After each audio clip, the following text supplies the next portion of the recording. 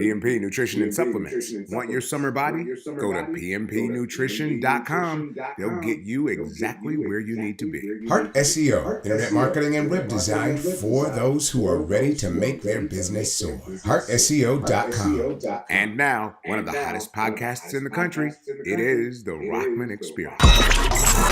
Just like on the earth, through death comes life. There is something in the atmosphere of never going to stop. What about vaping and the effects on the lung? It was a symbol of we can. Robin was a man of the city, you hear me? You're inside the Rockman Experience.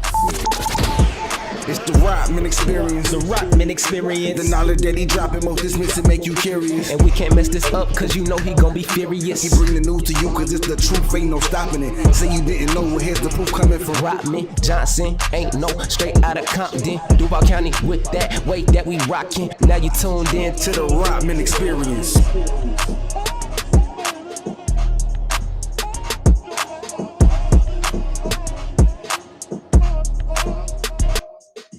Hey everybody, welcome to the Rockman Experience. It is I, Rockman Johnson. Welcome to an election night special of the Experience. I am so excited for this show. It's 8 o'clock or just after 8 o'clock where we're looking at some of the election night shenanigans. And when I tell you, tonight is going to be a night full of firsts and amazing stuff going on. Thank you for joining me here on the Experience. I am excited to be talking to one of America's foremost leaders, political leaders, and now authors, and my political mentor. He's going to be on the show with us tonight. So before we get really, I want to bring this guy. I'm going to tell you who it is in just a second, but I want to talk about the election results. He's going to join me on Pundit Watch. Right now, Jacksonville, Duval County, CNN just reported it, and I'm looking at the Duval County Supervisor of Elections Office. 192 out of 199 precincts have reported, and on this election night special, the winner of Duval County for the presidential general election is Joe Biden with 249,000 votes to the president of the United States, 230,000 votes. And what that means is there is a big possibility that so goes Jacksonville, so goes Florida. And what we know is so goes Florida, so goes the United States. Now, joining me today in the Rockman Experience, he's been a guest before on my show, but I wanted someone who was uniquely qualified to talk about politics. He is a former, he's a candidate. He's the former owner of Mark Little Public Relations, a public relations guru and superstar. He also owned Urban Media Communications. He was the 3-time Billboard Program Director of the Year, programming stations across the country. And most importantly, now he is a multiple award winner for the books that he's written. His current book, which I have here, and I got to show you the cover of it because it is that kind of book. It's hot like that. This is called The Bootlegger's Mistress. It is his brand new book. It's about to come out. I am so excited to have here in the Rockman Experience to talk about Bootlegger's Mistress and all kind of other stuff. And of course, the elections. Please welcome again to the Experience, Mark Curtis Little. Mr. Mark Little, welcome to the show. How are you? Where is that guy you just started talking about? You know, who's that guy? I mean, you know, give me a break. You know, I'm closer to 70 than I am 40, and you giving this thing like I'm getting ready to rock the world. I'm getting ready to rock myself to sleep. But let me ask you a question. Who taught me how to do that? What I just did? Who taught me that? I don't know. I don't know. I would not be able. And we've told the story, and I'll probably tell it until the day I die, the day you die. We talk about it again. My mother was a jock at WPDQ, right? Right. ERD or PDQ? WPDQ. PDQ. Mom was a jock there. Or she did entertainment news. Yeah, don't call her a jock. Yeah, She was a host, anchor of entertainment news. And who knew that I would turn around and be an anchor as well after my mom? Right. But yeah, mom was there. And that's how I met you when I was, as they say, knee high to a grasshopper. And you taught me how to do this radio, TV broadcasting. Oh, boy. So I wouldn't have been able to give you any introduction if it weren't for sitting on your lap and Nat Jackson's lap and Oscar Williams. And I could go on. Funky Finley and Joe Bailey. And Larry Brody, the crew. So I'm so glad my mom introduced me to you guys, and I have an uncle/daddy for life. I appreciate you, man. Thank you So, for that. Congratulations on your new book. I just put it out. That book drops when? Well, actually, the official drop is December 1. Although when you put your book out there, Amazon picks it up so quickly. But it's in pre-order status right now. And I'm happy to say that I have pre-ordered my copy of The Bootlegger's Mistress. You Absolutely. can get your copy right now. MarkLittleWrites.com. Yes. That's it. MarkLittleWrites.com. Make sure you tell them Mark with a C. Mark with a C. Mark with a C, littlewrites.com. We'll put the web address up on the screen. And we'll talk more about the book and what it's about later. Okay. We gotta get good stuff tonight. Duval County just said that Joe Biden is the man. Did you see it? Yes, I saw. And you know what's interesting, and this is what's going to make Florida so very, very interesting, is that because of what's the shakeup, and I call it the shakeup because both Hillary Clinton and President Obama and his two campaigns did pretty well in Miami-Dade. Right now, there is some shakeup down in Miami-Dade. So every single county that former Vice President Joe Biden can get in the state of Florida is going to be needed to overcome what is going on down in Miami-Dade, because right now it does not look good. So, yeah, but I mean, when you look at all the other counties, think about it. Donald Trump won Duval County 4 years ago. Yes, he did. So CNN is saying that so goes Duval, so goes Florida. Let me just interrupt a little bit there. They're saying that Duval is a wild card. And so what happens is, because President Trump was able to do well in the I-4 corridor, meaning Orlando, Tampa, and all those areas down west in West Florida, not West Florida, so Southwest Florida. Duval becomes a bigger player because he was able to cobble those along with Duval. Now with Duval falling into line, it's going to be very interesting to see if former Vice President can serve with what happened with Hillary Clinton in 2016 and add Duval to the mix. It will be a very interesting night, because then you have to remember that Panhandle does not come in until after 8:30 or so, because they have a time difference. So it's going to be a very interesting night coming through Florida. Well, those polls in the Panhandle have just closed. We're waiting some early election results from them right now. Right, exactly. Right.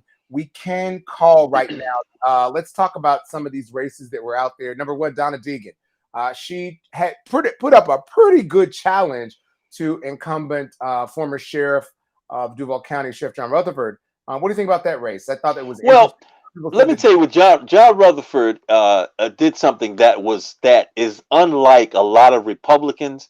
Sure. John Rutherford ran on, I can cross the aisle and talk to the other guys and ladies. And he made that, and his commercials, every one of his commercials in the last 10 days kept saying, I can be a partisan leader. And what he did, he was able to hold off Donna Deegan's her charge and saying, I can work with anybody, Republicans and Democrats. So it was a standoff, at least on that message. But what John Rutherford had going for him is that he was able to keep his Republicans with that message and cobble off some of those so-called conservative to moderate Democrats. And that's probably the margin of victory for him against Donna Deegan. Well, and it looked like he won pretty handily. As I look at John Rutherford's numbers here, it has him at 57% of the vote, with her at 42. So it's a pretty decisive win for him. But some of the rhetoric that he gave, I looked in some of the debates and some of the things that he was saying about the coronavirus and other things, I honestly thought that she would do a little bit better. Well, I think what happened too, Rockman, is that I'm sure his polling showed that if he just showed just a bit of concern for that, and when I say a bit, I'm talking about as little as he possibly could do to hold his base. He didn't go overboard with his base, but he held the base he needed. He probably had enough Democrat voters in the district to be able to take him over the top. Because remember, 57% in an overwhelmingly Republican district is not a big percentage. Think about that. Well, but I mean, there's a 47,000 vote difference between the two of them, so it's pretty decisive. And you only have 5 precincts left to report, so you would think that it would be, with Donna being younger and her being a little more well known, he being the sheriff, his thing had to do with somewhat negativity, and Donna was pretty much well liked. Her health crises with breast cancer, all those things. A lot of women's groups were saying, "Hey, yes, Donna." And I understand what you're saying. I'm not disagreeing with you at all about that part of it. But remember, if it seems as if John Rutherford held his base, he held the base he needed, that, and it's about a 60% base of Republicans in that district. So if he held 57% of them, he did well. Like you said, the numbers as far as voters, that's also, we're talking about numbers. I just talked about percentages, but he held that's what he held. And remember, as Corrine Brown, the former congresswoman of Congressional District 3 and Congressional District 5 used to say, I just want 50% plus one. And that's what John Rutherford got. That's what he got, and again, he Congress. Al Lawson, of course, was handily elected with 66% of the vote against Gary Adler, the Republican, who there's 102 out of 105 precincts reporting. So Al Lawson will go back to Congress. One of the other races, Corey Bird, goes back to the Florida House of Representatives, as does Clay Yarborough. Clay Yarborough, who I served with when I was on the Soil and Water Conservation District. Clay won handily with 66% of the vote. However, District 15 is where the other challenge came about. Wyman Dugan put up a heck of a challenge against newcomer Tammy Thomas. And Tamiette Thomas was a graduate, 1994 graduate of Ribault Senior High School. We were right there next to each other in line. I've known her for 30 years plus. She is my sister. And so she put up a heck of a challenge. Nobody expected her to get this far in this, and she did. She has 46% of the vote in a district that was red, but started to lean purple. And Wyman Dugan had to put in commercials. I live in that district, and I've literally got a piece of mail from his campaign every day, and most of it was negative. Most of it was negative. Wait a minute. I want to go. I see a comment from our watchers, and thank you so much, everybody who's watching. Thank you for watching. Please share the broadcast. We'll be giving you up-to-date numbers as it relates to the election. So please stay tuned. I'll be sharing those numbers on screen in just moments. We do have Mark Curtis Little with us. Mark Little is, of course, an author, the president and CEO of Mark Little Public Relations and Urban Media Communications, and just an all-around political guru. Mark, one of the comments I see though is that they said that you're right about John Rutherford and that he's well liked. This is an well, you know what the thing about it, Rockman, is remember we live in an area that is very heavily liked. The law enforcement is heavily liked. John Rutherford took over from a very popular Sheriff Nat Glover. And he did not stray away from a lot of the things that Sheriff Glover put into place. So he was the beneficiary of some goodwill from the previous sheriff, and him holding court on that. That's what helped John Rutherford out. And as I said, don't let the message of bipartisanship go unheeded. He pushed that very, very hard, and that's what people listen to, because what people are saying when you take out the coronavirus and the racial issues and everything else, the thing they talk about is they're sick and tired of Republicans and Democrats feuding to the detriment of the citizens, and that's where John Rutherford's polling probably told him, and his people in his campaign said that's the way we have to go, and that's what he did. And he spent money. One of the things that was in the comments, he spent a lot of money absolutely. Wyman Dugan, again, Wyman was all over television, but he went negative, and I was like, again, I didn't really see a lot of what Wyman did, and I wanted to see more of what he did and or will do, as opposed to why Tamiat Thomas, like, I know this young lady, right? I know Right. she's not a socialist. I know she's not running around trying to put Antifa in every place and defund the police and all the stuff, that the rhetoric of these things I'm getting, but that's what he put out there. I Mhm. know that's not her. So to me, I thought there would be some backlash from people who knew that she was just trying to do her public service, or so I Well, me not living in the district, I didn't see his mailers, but I saw his TV commercials. And if sure. there's one thing that stood out, and he never ever said Republican in any of his TV commercials. He Think didn't, about that. but he did Never say said that he Republican. was a cheat and a liar and campaign and Well, put see, like I've said, I didn't. I'm not privy to his mailer, so I don't know what he said on that. But I do remember very well that he spoke a lot of mainstream issues, Yeah. that he was with them, and he did not ever say conservative Republican, pro-life, or a proponent of the Second Amendment, like some other candidates did who on the Republican side. I think he, like I said, I don't know what his mailer said, but as insofar as his commercials were well done. and and again, like, the Florida legislature doesn't control that. That's a United States Exactly. Exactly. And that's what, but see, the average citizen doesn't know. The average citizen doesn't pay attention to that. Just like, how much does a city council member or a mayor have anything to do with education in Duval County? Well, I mean, they did tonight. Speaking of education in Duval, Exactly. I don't want to show the numbers, and I'm going to try to pull them up on the screen. But what'd you think? Sales tax. Warren Jones, chair of the school board, who's a Yes. friend of both of ours. We've known Warren for years. He went to school with my mom.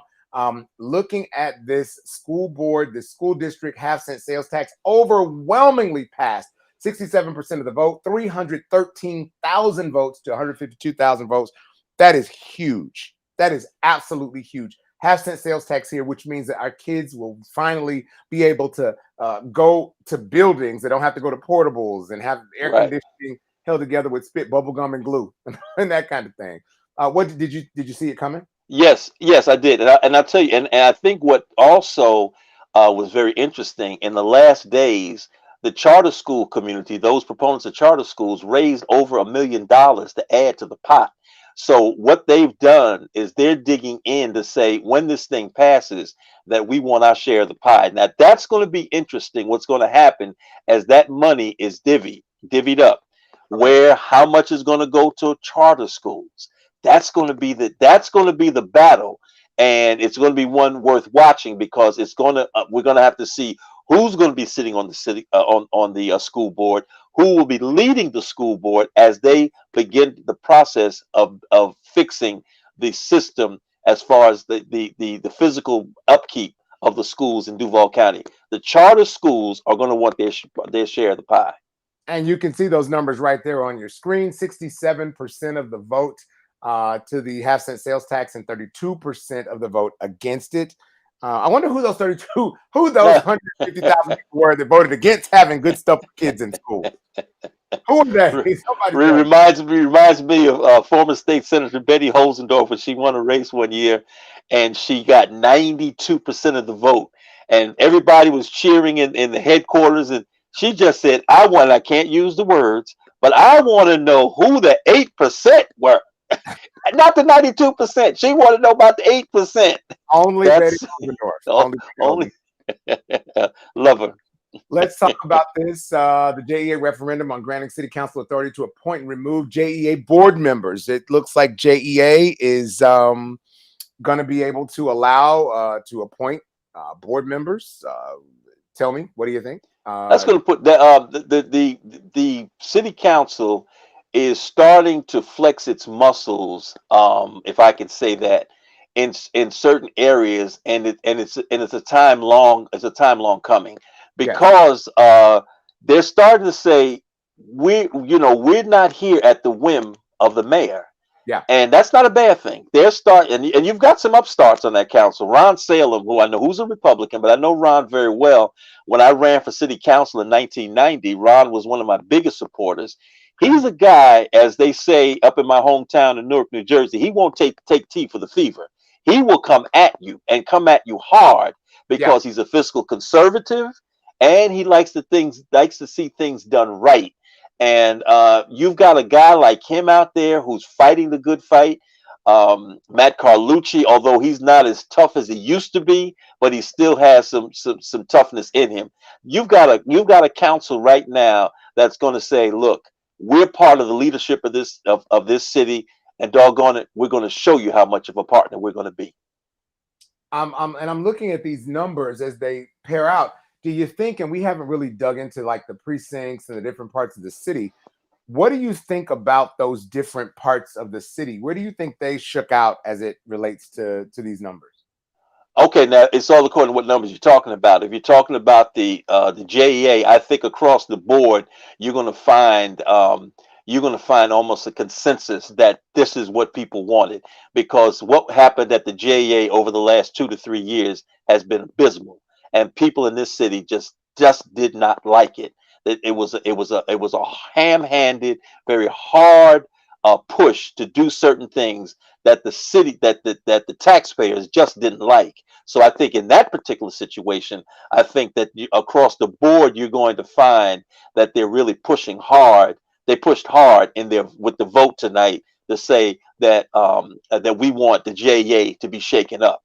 As far as the sales tax is concerned, I don't think so much the district, the various precincts, the precinct breakdowns is important as where the charter school community stands. Now, I don't think that they stand in any just one area. At least I don't think. And like I said, I haven't done any homework on the district makeup and where charter schools are strong and stronger or weaker. However, I think that's where the lines are going to be drawn. Not so much precinct by precinct, but who believes in charter schools and more funding for charter schools versus those who don't believe in it. Let's look at some of the other races that we saw. Again, back to, I want to see how we're doing with, look, still Vice President Biden is holding a commanding lead, still with 51% of the vote. I'm going to be looking at how it shakes out across the country. So that means most of our races in Duval County are done. There's still only about 7 precincts that are left to report. Mark, 73.74% of the voters voted. Mm-hmm. I thought it was I talked to former deputy supervisor of elections and current state representative Tracy Davis. I talked to her moments ago, and I was like, wow, Tracy Davis couldn't, like, and I had to, joke with her, man, because I was looking at these numbers and I'm like, have we ever had 73% of the vote? And she said, actually, we've had more. Okay. I didn't realize that. When Barack Obama was elected in 2008, I went back and looked at the numbers, 77% of the vote. Now, Duval stayed red. Duval stayed red when Barack Obama was elected in 2008. When Barack Obama was reelected in 2012, that number went to 73% of the vote, which kind of parallels where we are now. But and remember too, he also, though, even though Duval was red, he still won the state of Florida both times. In Florida, yes, he did. Yeah, right. And Duval flipped blue, but that's why it's a precursor to say this is something different happening, because now Duval is blue, and as it relates to the presidential election, and we now are still counting the states. So everything I look tells me that there's a huge possibility for Joe Biden to win Florida as we look at it. Most of the judges have been retained. I think we saw that. Most of the judges that were we put up have been retained again. There's still about 7 precincts, out. Let's look across, though. I want to talk about the race, the Duval County Clerk of Court. Although it looked like Democrat Jimmy Majette was doing really well, and he led all the way up until recently. They're only, again, about 7 precincts out, and the 51% of the votes with Jody Phillips, who's the Republican who works in the office for the current office holder and was endorsed by that office holder. Jimmy Majette, a Democratic attorney here in Jacksonville, has 48% of the vote. There's only about 10,000 votes, 12,000 votes separating the two. Do you think he can make that up in these 7 precincts that haven't reported yet? I don't know what precincts that haven't reported. So, like I said, I don't have any information in front of me, so I have to go by whatever you're saying. I think that one of the things that when you talk about clerk of the court, it's not, and I know there are probably some people who start pulling their hair out when they hear me say this. And Mark, It's remember not a Brenda Jackson did well. You remember Brenda Priestley Jackson, who now yes, yes. on city council. She didn't have a lot of money, she had served as chair of the school board and school board member. She did really well when she ran for supervisor of elections. I mean, excuse me, of course. Clerk of the courts. Right. And remember too, Councilwoman Priestley did not make it a partisan issue. I think that what has happened with is it Jimmy Midgett? Jimmy Midgett, yeah. Jimmy Midgett. Yeah. I think some people feel as though he's a very partisan Democrat. And when you start looking at clerk of the court and property appraiser and offices like that, most people don't equate that with partisanship.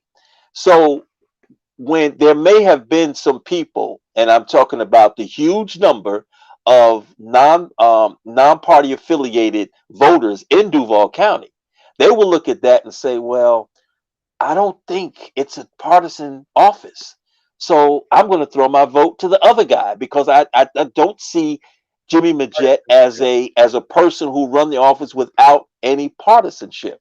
Now, I'm not saying that's who he is, but from what I know about him, that's the first thing that comes to my mind. Gotcha. All right. This is an off-year election. One of the former candidates for the clerk of court decided not to run for city council or resign from city council to run for clerk of court. He was defeated in the primary for the clerk of court. So of course he wasn't eligible. He's not in. That put City Council District 4 up for grabs. Right. Kevin Carrico ran against newcomer Nicole Ham, who I interviewed on Mr. Peterson's Neighborhood. Young lady, under 30, Howard University graduate. You had a Howard University grad at the top of the ticket for right under the top of the ticket with Kamala Harris. She didn't do bad. Out of all the precincts are in, she had about 2,000 votes under Kevin Carrico.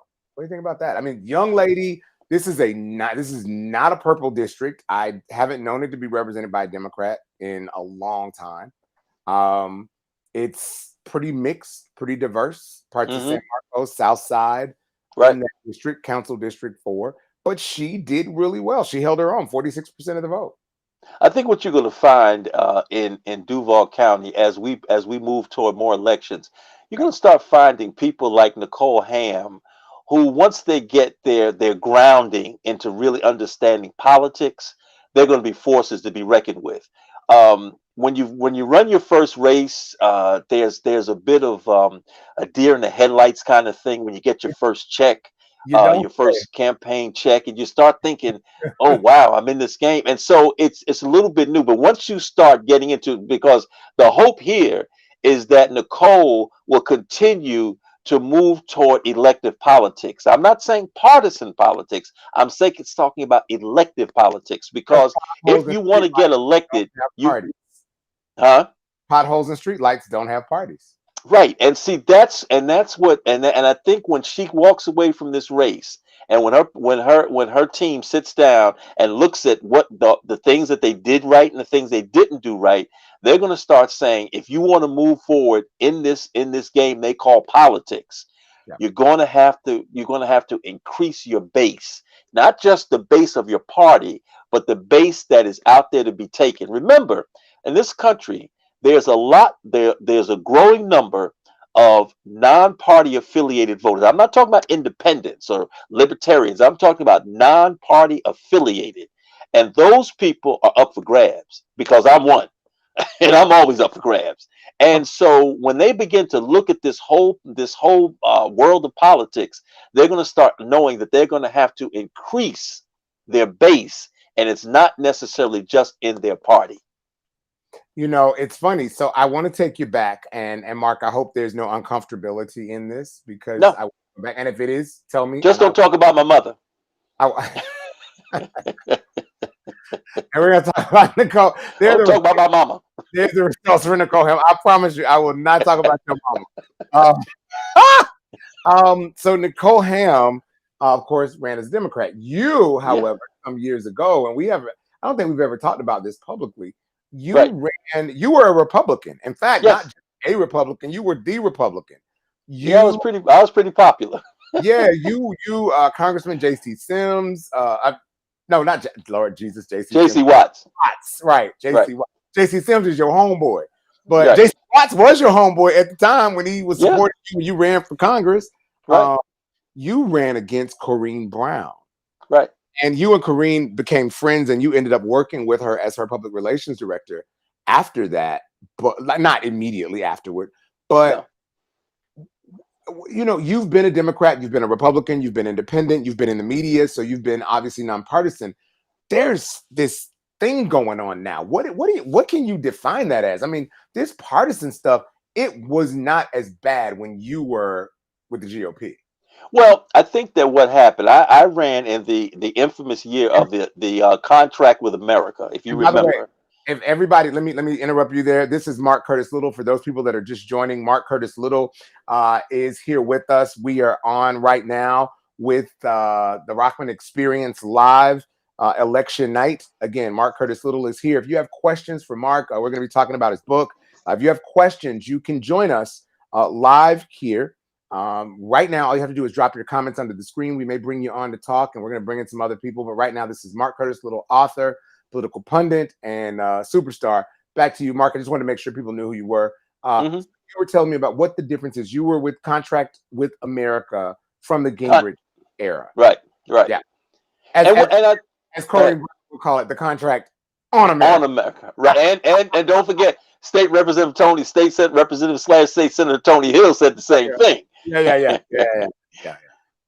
Well, what and I don't want this to get into a Mark Little deal, but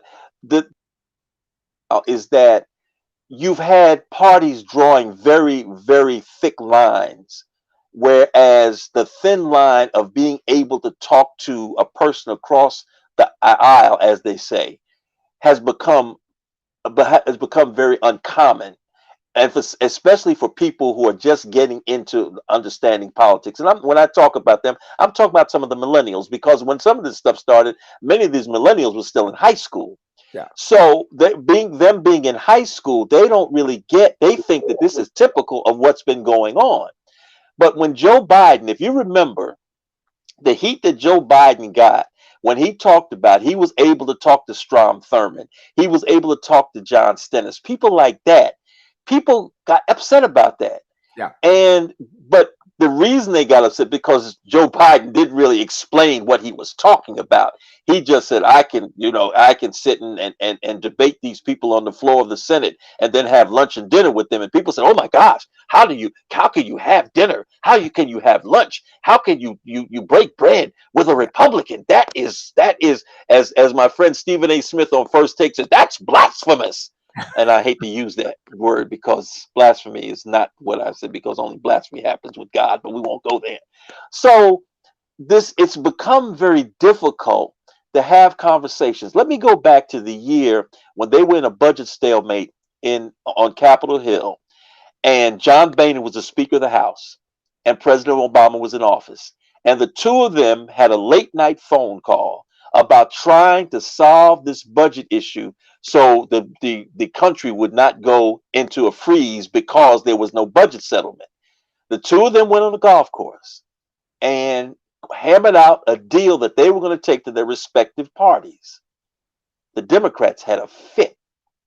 The Republicans had a fit.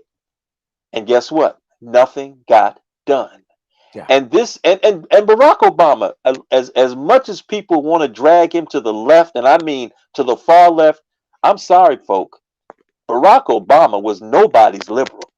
Barack Obama was very moderate. In fact, if you remember in 2004, when he made that fantastic speech which propelled him toward the presidency, he said, there is no red America and there is no blue America.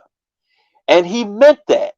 And of course, but because of the poisoning of the water in Washington, it has spread so far across the country to right now it's a plague.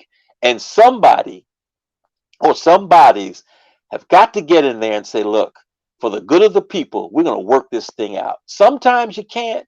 And in fact, many times you can't. But the times you can, you have to work feverishly to make those things happen. And that's not going on right now.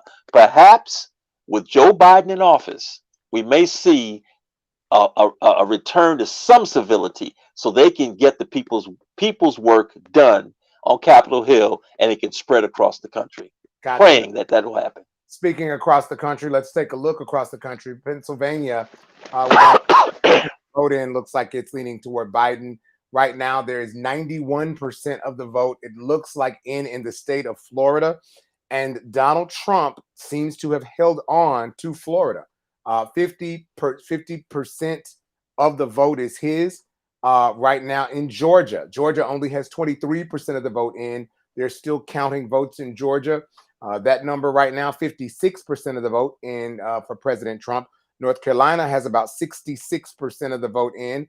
That leans toward Joe Biden. Right now, if we look at the electoral map and what we will, like what we're pushing through, it looks like Donald Trump has 42 electoral votes. Again, this will probably not be finished tonight, but 42 electoral votes to Joe Biden's 30 electoral votes. But we are still, half the country is still voting. I mean, you still, I say half the country, you still got the West Coast, the mountain times, and other times, you still got that area out there in some cases that haven't started counting votes. There's only been 8% of the votes that are counted in Pennsylvania, which it looks like Joe Biden may have an opportunity to win. And right now he is ahead, even though it's only 8% of the votes. So I don't think we're really looking at that big.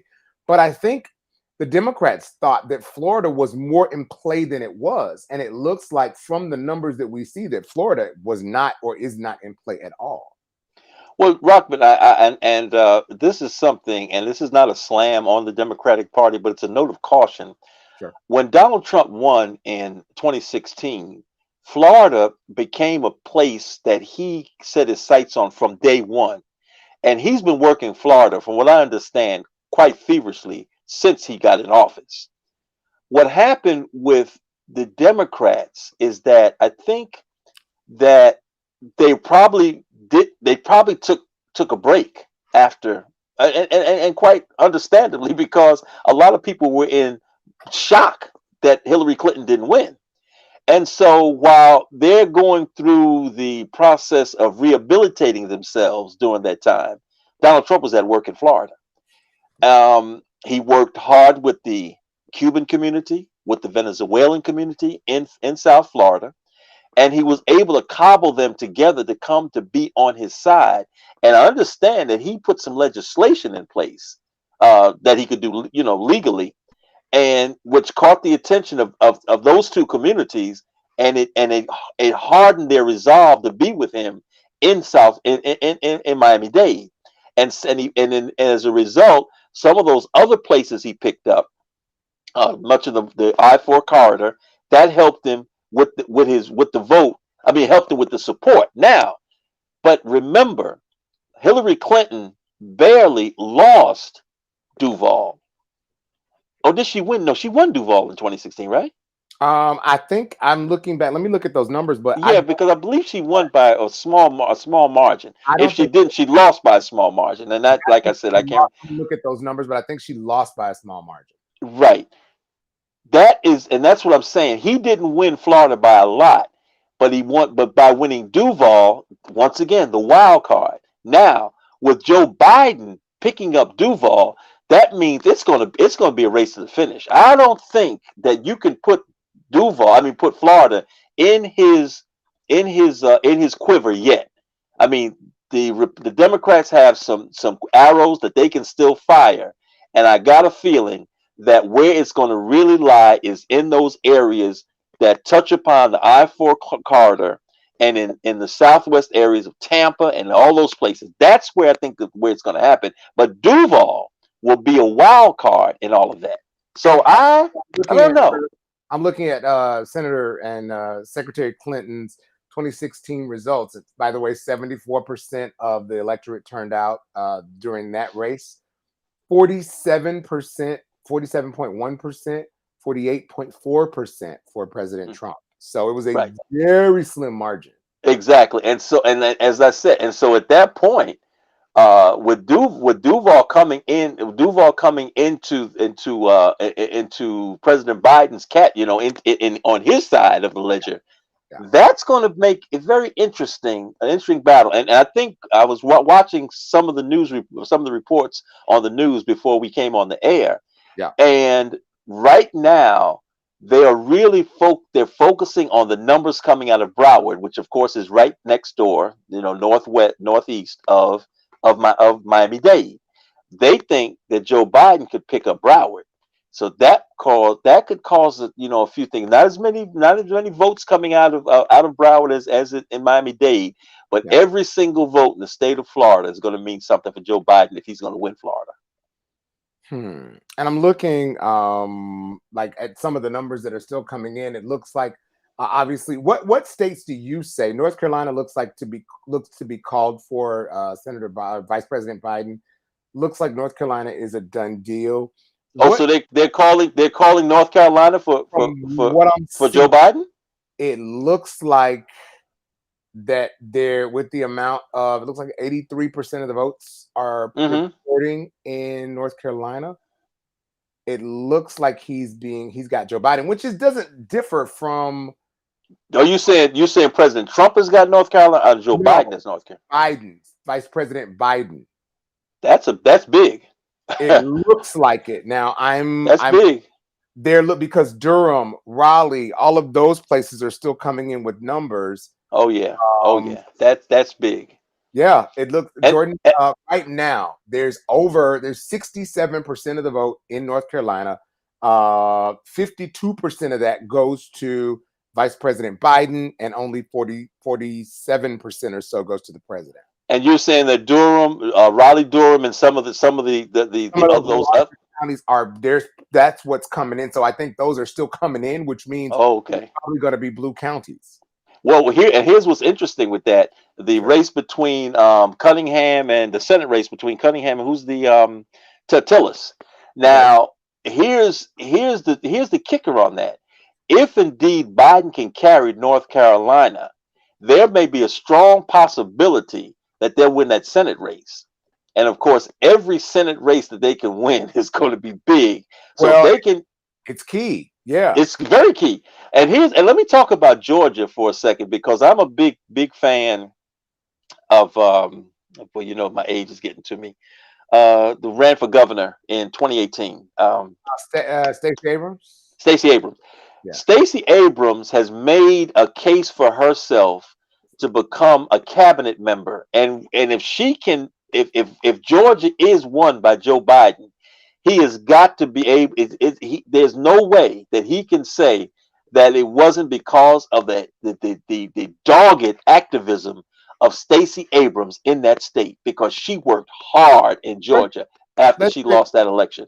In a Mark Little presidency, where'd you put her? Would you put her in commerce? Would you put her in? Let me tell you something, and I know some people I would make her Secretary of Education. Oh wow! I think she should. I'm very serious about that. I think that she carries herself in a way that when they begin to reshape the. I'm sorry. Court. What about the High Court? What about the High Court or something like that? I'd look to who I'd love to see in the Supreme Court. Who?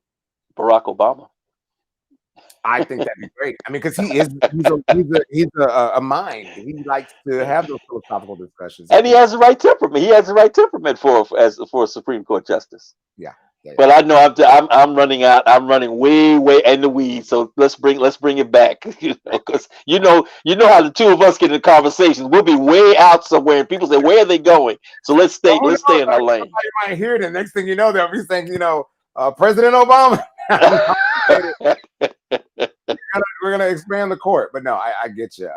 I'd like to see her, and again, AG. I'm just thinking about the fact that she's a lawyer by trade, commerce or attorney general's office or something like that. But you're right. If Stacey Abrams had not been, she did not become a shrinking violet. Not at all. Lost that election, and let's be honest, she did not lose the election fairly. From everything that I've seen as a journalist independently, they did all that they could to keep her from winning that election. Oh yeah, absolutely. And she's a shining star as far as the politics are concerned in this country. And me being, as I said, I'm non-party affiliated, but I'll call it where I see it. I think that I strongly believe that Stacey Abrams if the Democrats don't take her seriously, will be making a serious mistake, because she is one of those people who can carry the ball for that party a long way if they take her seriously. Okay.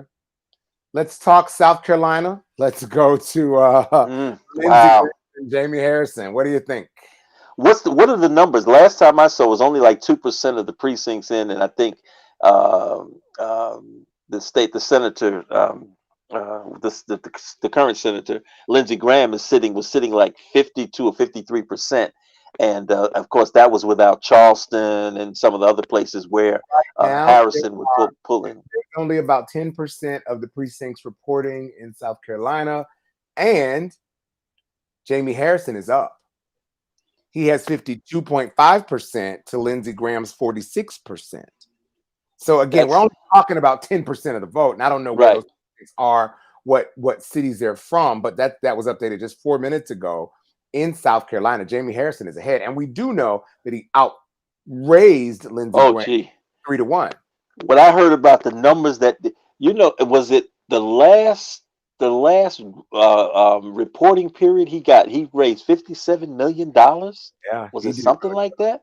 Yeah, I mean, I think it's the most expensive race in the history of the Senate, isn't it? Is it something like that? I believe so. I'm looking at absentee ballot numbers too. Right now, the absentee ballots of the 46 counties in South Carolina, 23 of the 46 counties have turned an absentee ballot. So this is half the cities in South Carolina. Harrison has 52% of the vote in the absentee ballot. Whoa. Well, and that's something that's going to be very shaking, because should Jamie Harrison prevail, that means you're going to have one of the bedrock Confederate states with 2 black senators. Yes. That is amazing. Yeah. You'll have them from different parties. So how does that shake out? How with Jamie Harrison and Tim Scott sharing the chambers, the Senate chambers, one a Republican, one a Democrat, both African American. That is something to behold. Everybody's saying that it is an all-out fight for Congress or for the Senate to remain. It does not look good. It looks like the Democrats could take the Senate. That's huge. Susan Collins of Maine. Let's take a look at that race. That's a big race. It's still a toss-up right now. We don't know. But right now, Susan Collins of Maine, what do you think about her? Because, she was kind of supporting the president, and she wasn't back and forth. And by the way, if you're just tuning in, Rockman Johnson here, the Rockman Experience. Mark Little is here. We're talking politics. If you have questions, type them in. We may bring you into the feed. Mark, go ahead. Susan Collins. Well, I think what happened with Senator Collins is that she was trying to find middle ground with President Trump. And if anybody who watches politics knows, there's no middle ground with him. Either you're with him or you're not with him. Yeah. And she tried to toe that line. She failed on that. I think very much so that she is probably looking at this and saying, you know what, I don't mind packing my bags and going home, because I don't think that she would like to serve in the Senate if President Trump was to win re-election. I don't think she'll find a footing if the Senate does turn over into a Democratic body with Joe Biden as president. So she's almost a person without a country, so to speak, as far as Senate. So I don't know. She might win. But she doesn't have a place. She doesn't really have a place as a senator. And maybe the people in Maine might say, you know what, we don't see a place for you, so we're not going to vote for you. Well, that could be her place. Right now in Maine, the race hasn't been called. Only 1% of. I'm not even going to go into what it says, because there's only 1% of the precincts reporting. Right. So it doesn't look like Susan Collins. We can even look at those numbers. How about John Hickenlooper in Colorado? John Hickenlooper versus Senator Cory Gardner out in Colorado. Governor John Hickenlooper was famously said some stuff about the president, right? Talk yeah. some stuff, talk some smack. What do you think about that? Hickenlooper. Well, Corey Gardner is almost in that same bag with Susan Collins. Maybe not as bad as not as bad as she's becoming entrenched because she's been in the body longer than Corey Gardner. However, Hickenlooper is well known in that state, Okay. and so I don't know. That might be. Gardner has been on the endangered species list That's for the big. Republicans. That's a big So one. he could, yeah, it's a big one. Anything that they can get out of there. That I think that from what I've read and heard and seen, I think that Hickenlooper might pull it off in Colorado. The race I'm interested in because it flip flops so fast. I mean, it flipped so fast over the last 7 days. Yeah. Is Iowa with Joni Ernst. Yes. Because she was getting clobbered. Well, when I say clobbered, she was getting beaten quite handily in the polls. But a poll came out over the weekend, and she was up by 7 points. Now I don't know what it was, and it was a pretty credible poll. I believe it was a Washington Post poll or one of those polls, and she jumped way up there. So, do you have any results or anything big out of Iowa? The polls in Iowa don't close until 10 p.m. Eastern. Okay. So we still have another hour, just over an hour before the polls close in Iowa. So we're still looking at that. As well, one of the races that I was looking at quite interestingly was Martha McSally out in Arizona and former astronaut Mark Kelly. Mark Kelly put up, who's obviously the husband of former Representative Gabby Giffords. Right. That's going to be, I think, an interesting race. I think McSally was like a pure Trump devotee. No doubt about it. That left her open to a lot of, like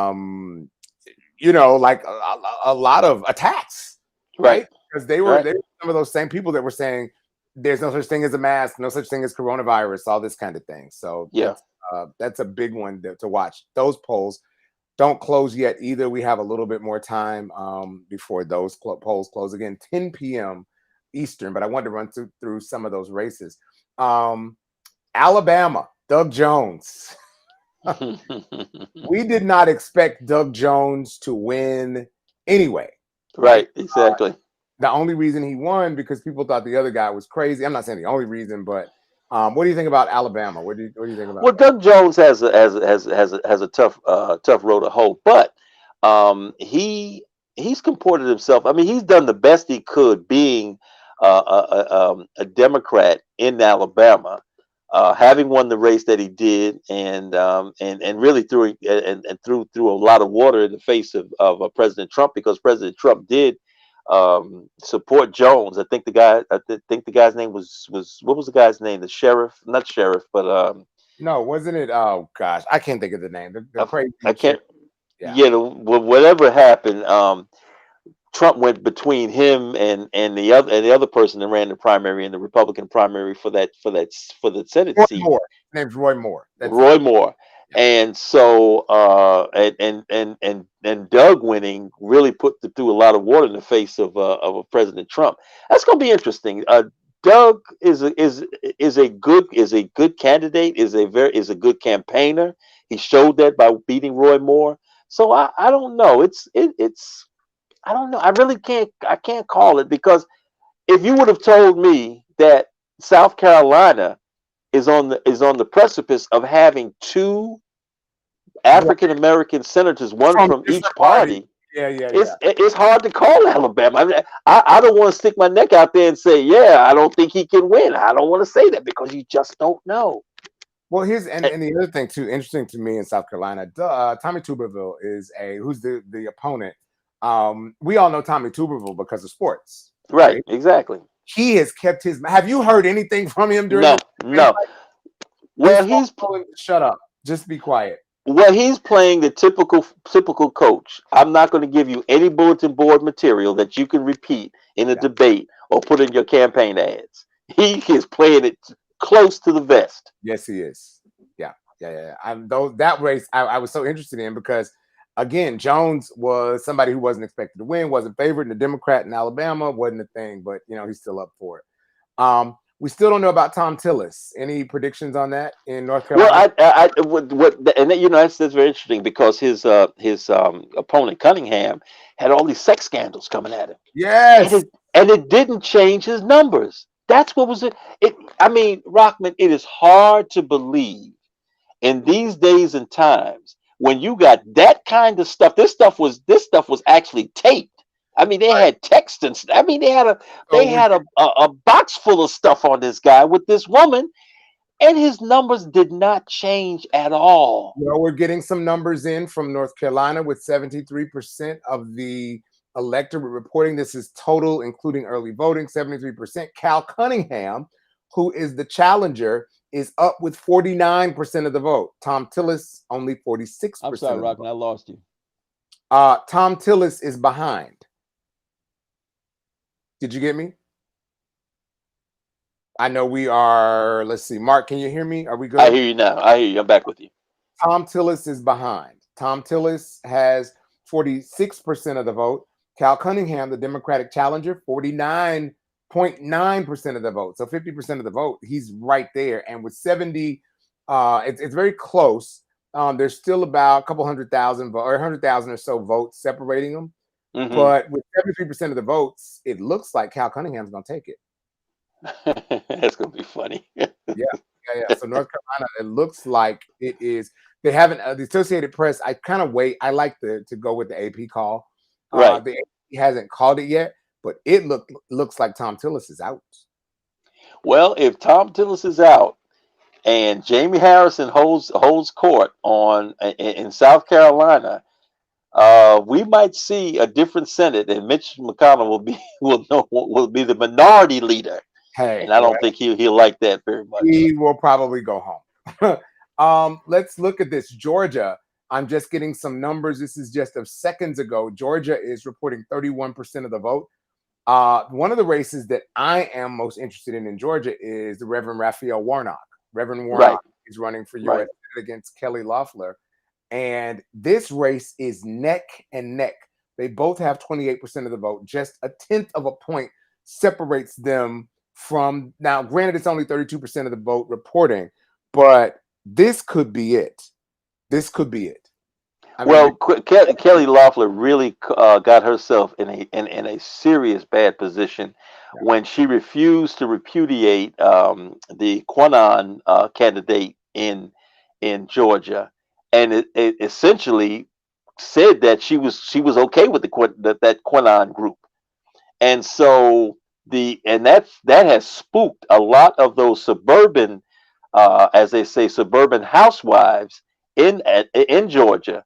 And so Warnock, if he doesn't have anything, I haven't heard much out of him. If he hasn't put himself in a bad position for taking certain positions, he could mess around here and beat her. Remember, she was appointed. She never ran for. This is the first election she's run, right? Absolutely, that's correct. Yeah. Yeah. So she doesn't have a record of having votes cast for her. So she's basically just a challenger. She's not really. She's an incumbent in fact that she sat in the chair, but she's never been elected by a body of voters. So we don't know what she's got. All right, stand by. I'm getting a projection that it looks like right now, Vice President Biden is ahead in Texas. Whoa. Texas is looking. Now you said that's not a projection that he's going to win, is it? Well, they're trying to call Texas, and there are too many. Because remember, Texas is in Central Time, and there's stuff going further. They're still trying to figure it out. Right now, they're trying to project that he's going to win Texas.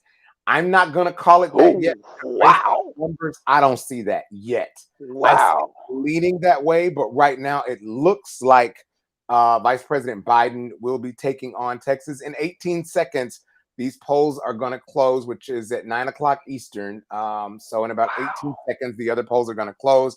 We'll be able to get some more results. But yeah, it looks like Vice President Biden may. When is the last time did Texas vote for Carter in '76? Was that the last time Texas voted Democrat for a president? I think I don't even think, did they vote for Carter in 76? I don't know, but Carter did well in the South. I mean, I don't know. When did Ann get elected? And got elected governor of Texas. She never won. When did she get elected? That's my question. When did she get elected governor of Texas? Oh, she got elected in the 80s. Gosh, 80. So Carter didn't take it because it was R, then it went to D for a minute. I don't think Carter took. I don't know. Maybe it was, but I know because remember she was a Democrat. Right. So it's been but it has to be a long time, a very long time since Texas has voted for a president, for a Democrat. I mean, for a Democrat for president. We're getting some new numbers here. I'm looking right now with North Carolina. It looks like Vice President Biden has increased his lead over the president, President Trump. Those numbers are huge. Ohio, although there's 52% of the precincts reporting, Ohio's up at 53% of the vote, which looks like it looks really good. Only 14% of the precincts reporting in Pennsylvania, but out of those 14%, 66 will go to former Vice President Biden. So he is starting well. Those polls closed at 8 o'clock. And finally, Texas. Right now, 65% of the vote is in across Texas. These numbers, this Texas number just came in, 65% of the vote. Texas electoral votes has 38 electoral votes. Out of them, 49% of them are slated to go to Joe Biden. So we don't know yet. They're calling Texas. It's not called yet. It's definitely not it. Of course, New Hampshire, I see the numbers on New Hampshire. Looks like it's going to Joe Biden. Florida is definitely in, 92% of the vote. Florida is a done deal. It is now over to Donald Trump. It looks like with Florida's 29 electoral votes going to him. And right now, this is an interesting one. You know how much time both candidates have spent in Michigan? 59% of the vote, only 15% of the vote in, but 59% of the vote going to, right now, President Donald Trump. Really? Yeah. Oh, Michigan, boy. Michigan, yeah.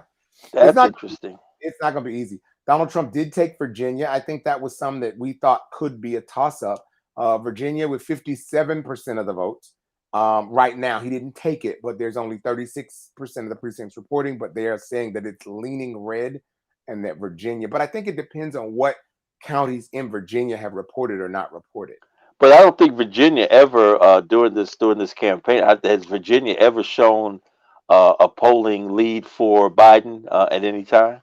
No, they didn't. And I didn't think so. Party going to Virginia a lot, doing a lot of stuff there, or the campaign. Didn't see him doing a lot of stuff in Virginia. Right. The big kahuna, so to speak, is going to be Georgia. Georgia is going to be interesting because if former Vice President Biden wins Georgia, and the electoral map, this is the call from the Associated Press. Biden with 59 electoral votes and President Donald Trump with 42. So now Joe Biden is now taking the lead in the electoral votes needed to become president of the United States. You know, it's interesting, Rockman, as we're sitting here talking, in 2000, the great election of 2000, I actually was doing the analysis on Channel 12 with former state senator and now the late Jim King. Yeah. And I will never forget that I forgot who the anchor was who worked with us that night. Right at 8 o'clock, they called Florida. I will never forget that. And I looked at Jim King. This was on set. Yeah. I looked at Jim King, and my eyes widened. I said, how can they call Florida for Al Gore? It was 8 o'clock, and they called Florida for Al Gore. It was the most, and we talked, and what was interesting, after it was decided that probably Al Gore won the election, we, closed down the show and everything. I'm on my way home. I get a call on my cell phone. We did have cell phones then. I got a call on my cell phone, and the news director said, Mark, can you come back to the studio? Al Gore did not win Florida. I said, huh? We went back and we stayed for another 3 hours. I think we didn't leave. Another report. Hold on, another report. This just in. Joe Biden did win New York. Oh, water is wet. I thought you had some news. 73, but he does add to his electoral count, is now 73. Joe Biden now 73 in his electoral column. Go ahead. Okay. And so they called us back, and we stayed for another 3 hours. And of course, nothing happened after that. In fact, Al Gore pulled back his concession speech, his Yes. concession. So that I just wanted to throw that in there. I know something about hotly contested elections, and of course, that didn't get solved for another 36 days, right? 36 days. It was the recount. And by the way, speaking of recount, you were a star in the movie No, Recount. I wasn't a star. Stop. Were you in the movie Recount? Did we see you on television?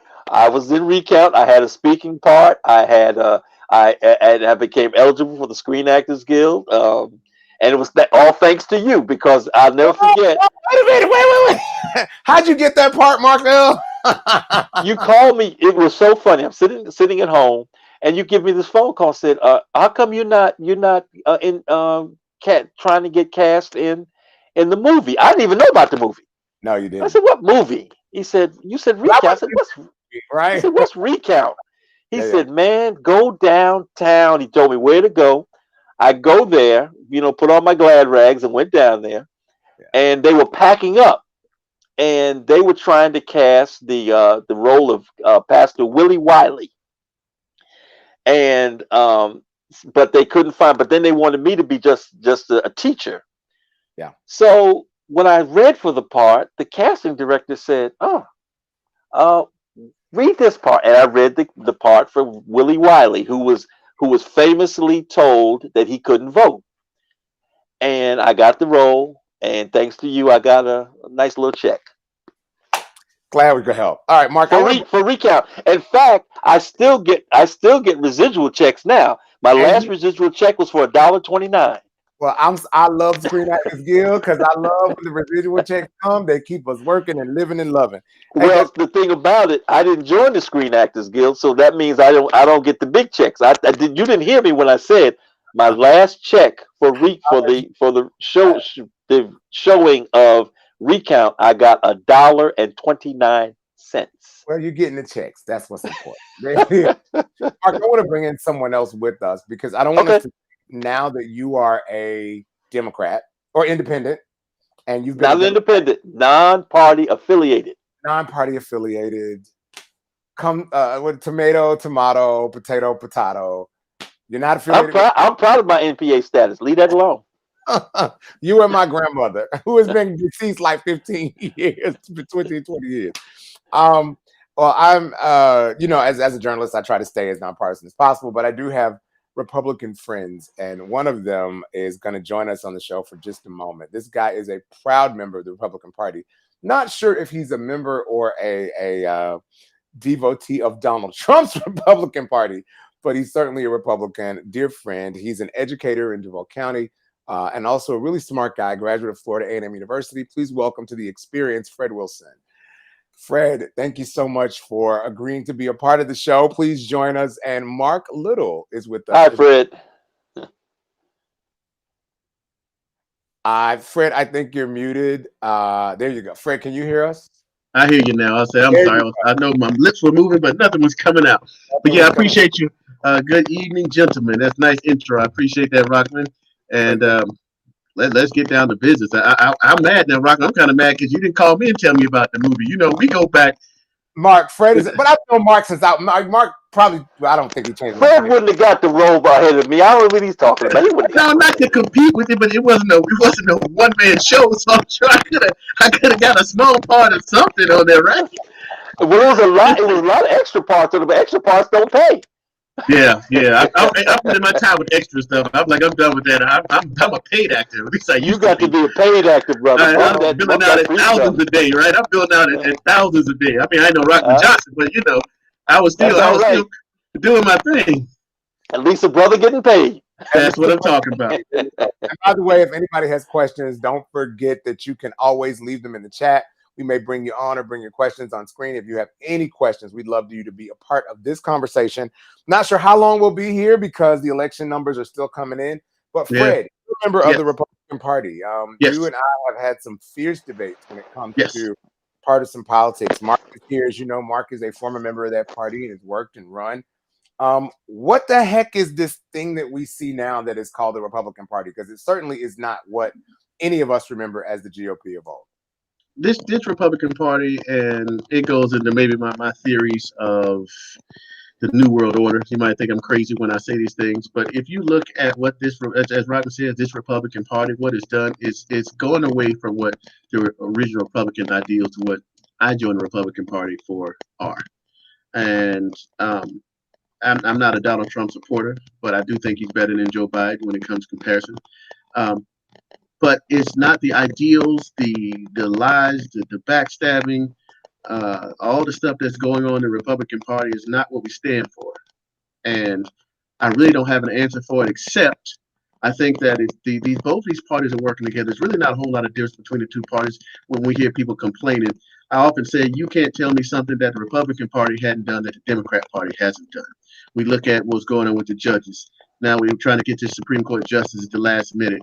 The Democrats are saying, no, it's not enough time. Republicans saying, well, it's plenty of tough time to get it done. But when Barack Obama was trying to get Supreme Court justice in, Republicans said, hey, 10 months, that's not enough time to get it done. The Democrats are saying, oh, it's enough time to get it done. So they just go back and forth. It seems like what they're just trying to do, each one is just volleying for power, but neither one is really looking out for the people that I think this should be done, because we're going back and forth with the same fighting every 4 years. It's about the same thing. Donald Trump is dealing with things that Barack Obama didn't get done. Barack Obama dealt with things that George Bush didn't get done. George Bush dealt with things that Bill Clinton didn't get done. But they all say, vote for me and I'll get it done. And all we do as individuals, we sit and fight for it. And we sit and argue and get mad and lose friendships on people and all this other stuff. And it's all said and done. Why are we talking about? Why are we still talking about immigration? Why are we still talking about Social Security going bankrupt? Joe Biden's running campaigns, running ads, talking about, oh, Donald Trump's going to bankrupt Social Security in like 2025. We are projected for Barack Obama to run it bankrupt in 2030. They were both still running it bankrupt. You're just saying Donald Trump's speeding it up. So what's the answer? Again, we talk about the same things, but nothing is getting done. And I'm really kind of leaning towards you, Mark, to be like, I just might just leave it all alone. We need a third party. Well, I think, and Frederick, you make some good points. It's very interesting. When I ran in 1994 for Congress, on many of when we Newt Gingrich did something that was very interesting when he had us together, because of course it had when the House of Representatives did turn Republican, he was right in line to be Speaker of the House, so he had a vested interest in getting this thing done. Right. And many times when we were in Washington for meetings, I roomed with J.C. Watts, and J.C. Watts and I had some real good conversations. J.C. Watts was going to win regardless. I mean, the All-American quarterback at Oklahoma University. His family was very well entrenched where he was. He was a state commissioner of railroads, and so he had been elected statewide. So he was very well known in Oklahoma. So there was no way that J.C. was going to lose. J.C. and I had some conversations about exactly what you're talking about, and I said that he said, well, if the two of us get elected, we're going to make some changes in the Republican Party. Well, he got elected, I didn't. But he did stay true to his word. He said he was only going to run 3 terms, 6 years, and he did that. And we said, I'm going to turn it over to somebody else. He's doing very well. He's a big lobbyist. He does a lot of lobbying in the African countries. I have a lot of respect for J.C. Watts, but a guy like him comes few and far between. And that's the problem. We don't have enough people in either party who will say to the party when it's going the wrong way, hey, guys, that's not what I signed up for. Right. If we had some more people who had that kind of courage, we wouldn't have the problems we had today. Think about in 1974, and I know I'm taking some people far back, when Richard Nixon was definitely, his head was on the chopping block. Senator Barry Goldwater, a fellow Republican, got the Republicans together and said, and they marched up to the White House and said, "You have to resign." Mm-hmm. That took a lot of guts. You tell me what Republican today would have the nerve, without leaving office, to say, "Mr. President, you're not right." And they did this when the numbers showed that Nixon still had the support of the American people. Think about it. Throughout Watergate, President Nixon's numbers were high. His approval numbers were high. But they said it did not look right. You got to resign. there are very few Democrats or Republicans that will have enough nerve to walk up to their leaders and say, "Guys, it ain't right. Guys and ladies, it ain't right." That's where we're lacking right now, and the electorate is showing it by, first of all, a large number of people beginning to eschew the parties and say, "I'm going to walk a path of independence or non-party affiliation," which I am, and said, "If you want my vote, you got to show me what you're all about. I'm not going to fall into a camp just because you say I need to fall into a camp." Let me jump in here. I want to give some details on updates on races that are coming in. It looks like in Georgia, 36% of the vote is now in. It looks like it is shifted. President Donald Trump is winning Georgia, but there's still many of the greater Atlanta area, Savannah, some of those other southern urban areas have not reported. If they report, it looks like it could be advantage Biden. Right now in the Electoral College, Biden has 80 votes. There are 80 Electoral College votes. President Trump, only 51 Electoral College votes right now. One of the races... Rockman, but let me just interrupt you real quick. How does the race between Jon Ossoff and David Perdue look, since you're on Georgia? I'm going to bring that up, but one thing that we have just been told is that Senator Mitch McConnell has been reelected. Yes, I heard that earlier. Has been reelected to the United States Senate from his challenger in Kentucky. He is going back. Right now, Jon Ossoff, there's only, again, 37% of the vote reporting in Georgia. So this race, the numbers are still askew.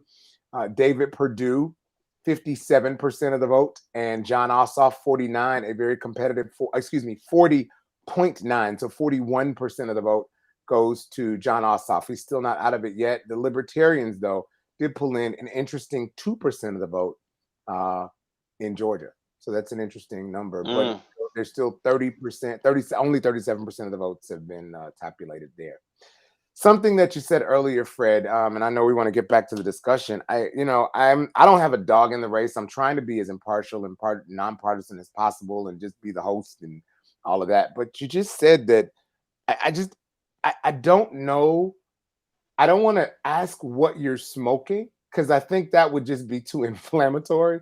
Okay. But literally just said that the president is a better human, better person than... No, did not say that. Better. I didn't hear that either. No, I didn't say better human. No, I didn't hear that. No, let me clear that. Let me clarify. Clear that up for me because what I heard you say, all right. what I heard you say is that the president was better. His policies may be different, but we're talking about an individual who has said things that I could not even begin to go down the list, from the soldier that died with Representative Frederica Wilson to things about masks, to even as a few days ago mocking someone wearing a mask. Like I don't understand how could you make it make sense for me? Yes, I can. I think I can. This is what I'm saying. And I'm not saying. You don't have to answer this if you don't want to. I'm just listening. Did you vote your party ticket all the way? No. Okay. Whew, I don't think I've ever in my life voted party ticket all the way, even when I was a Democrat. Ticket. I'm sorry? The top of the ticket? Oh, I voted for Trump. Rockman, stop getting that man's business. Oh, I ain't gonna lie, but if you can proudly say you vote for whoever you vote for, I can too. I mean, I don't have to wait for nobody else, but yeah, I tell you what I did. I'm the host of the show. I'm not saying you particularly, Rock, but I'm saying you as in general. I'm good with what I did. I'm gonna tell you why I made my decision. And you said clarify. I did not say Trump was a better person. I said Trump was a better president than Biden, and based on policy alone. I don't think Trump should be president. But what ticks me off is what the Democrats offered up to beat Donald Trump. The Democrats saw Donald Trump for 4 years, almost now 4 years as president, his lies, his deceit, his backstabbing, his double talking. They saw that before he ran for president. And what did they stick up to try and take him out? A Joe Biden. A Joe Biden that, when running for office, has never said anything about any policy that he has done, except he apologized for the crime bill. That's the only thing he's talked about. He's got 47 years. It doesn't say what he's done. I'm saying Trump is better than Biden. I didn't say he's a better person. Policy-wise, he's better than Biden. That's all. That's not true. But you asked me my opinion. No, not your opinion. What you just said, your fact is incorrect. That's okay. Not, tell me. Can I jump in here for a minute? Hop on. And I understand where you're going with that, but I think Joe Biden did say some things. One of the things that he has hitched on his wagon very strongly is what he did right after President Obama got elected, as far as getting the economy back on track with the auto industry and their deal with the banks. So though people don't really, some people, including me, feel that there should have been some people who should have gone to jail over what the banks did. Exactly. There should have been some people put in jail, but that's me. But he did. He has said some things he has done. Whether or not it's good enough for you to put on his resume, I can't say. But he has said that he's done some things in concert with President Obama, as he served as vice president for 8 years. No, I'm talking about a stand-up. Okay, in concert, but before when people got on him about what he did, he say, "Well, I'm not the president. I wasn't the president." And so he backed away when people put pressure on him. And then I've heard him say, "Oh, I helped rebuild the economy that George Bush left as his wrecked economy. Help rebuild it." Tell me something that he has done, a standalone. What has he done? Because I haven't heard him brag. If I'm going to a job, I'm going to talk about something that I have done. I've got 47 years of experience. Okay, I've done this, that, and the other. These are results. Here's what I thought. All these type of things. I didn't hear it. I heard, as I said, I heard what you said when he said, "Well, I helped Obama with this," and Obama come back and say, "Well, Joe is the last man in the room when I have a tough decision." Right. He's listening. Tell me something you've done, Joe. Stand alone, Joe, and tell me what you have done. I think Frederick. I think where former Vice President Biden is coming from is that his whole thing is trying to bring the country together, and he has been able to do that. Now, whether or not that's good enough for someone to vote for him, that's what I'm just trying to be the arbiter of where I see. Is this thing working? Is this working? Because you said Joe Biden said he has helped to bring the country together. He's trying. No, he's helping. He wants to help to bring the country together. Okay, that's the future tense. What has he done in the past tense? I understand. For us to give him the job for the future tense. Okay, Fred, calm down. Yes. Calm down. Fred, what I think, as a senator, down the list, because unfortunately, that's the problem. We deal with a lot of rhetoric, talking points, and hyperbole, and that's the ignorance of the current Republican Party, because they really don't. They have these talking points and hyperbole and don't do research. So, hold on, before you say that, let me finish. All right, go ahead. These are facts. I'm not talking about. This has nothing to do with emotion. Just as a journalist, I just wanted to and put out what is true or not. The vice president, as a part of, because I know when during the Gore administration or the Clinton administration, when Al Gore was vice president, former Jacksonville Mayor Alvin Brown was a part of that administration with Al Gore, and I was privy as a former elected official myself and doing some projects with them, and so I know the vice president's office does have a great deal of projects with them. With Joe Biden, he helped to put together, through the vice president's office, the American Recovery and Reinvestment Act in 2009. He, as the president of the Senate, brokered the deal of the negotiations between Democrats and Republicans to pass the Budget Control Act of 2011. He reviewed the federal unemployment in 2014. He is one of the people, again, as president of the Senate, to help break the tie to bring about the Affordable Care Act. He launched what was called a Cancer Moonshot Initiative in 2016 to help diagnose and treat cancer. These are just initiatives that he put together. I can go in. One of the things that is very interesting to me, co-sponsored legislation to put down. One of the reasons that we have the greenhouse gas emissions curbing is because of him, and he helped put that legislation together, specifically write the bill back in 2007, while he was still in the Senate. I mean, I can go down the list. There are tons and tons of things where it goes to international affairs, where it goes to work he's done as far back as the 1970s and 60s in the House when he was serving as an elected official. No, he never served in the House, Rockman. He's always been a senator. No, not in the House of the United States. He ran initially there was a seat he ran for in Delaware that he did not get. Right. I remember that.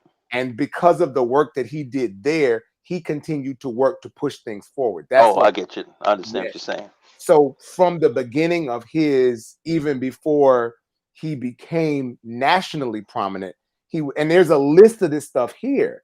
So I'm not saying that I'm coming out to say that I voted for one person or the other. I'm not saying that one person is better than the other.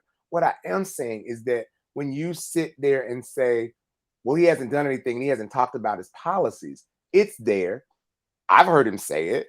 I'm engaged. I know I'm not the only one. So let's just call a thing and tell the truth and not just lie. Okay, let's get that then. And I'm going to tell you, let's go. Okay. Your party today, while I was out just trying to get people to the polls, right? Just trying to get people to the polls, urging people as a college professor, as a researcher, as an American, as a Jacksonvillian. And I said this on my Facebook page earlier. Coffee was thrown out of the window at me. I was called a nigger several times. Birds, as people come by. F that, we're Trump. And my thing is, I just wanted people to go to the polls and vote. Like, why are we in this partisan place? So when you come and you try to make an argument saying, well, Biden hadn't done anything, hadn't talked policy, in many ways, what people like me, people of color who may not have a dog in the show, it becomes a dog whistle for people who may have an issue with race situations to come in, and it just lumps it all into one category. So that's why it's hard when we see people like you who are saying, oh, wow, Donald Trump's, who we need because Joe Biden's not ready. I don't see that. Well, yeah, and it goes back. I got to get that response here. I'm still waiting on the Go other ahead. thing.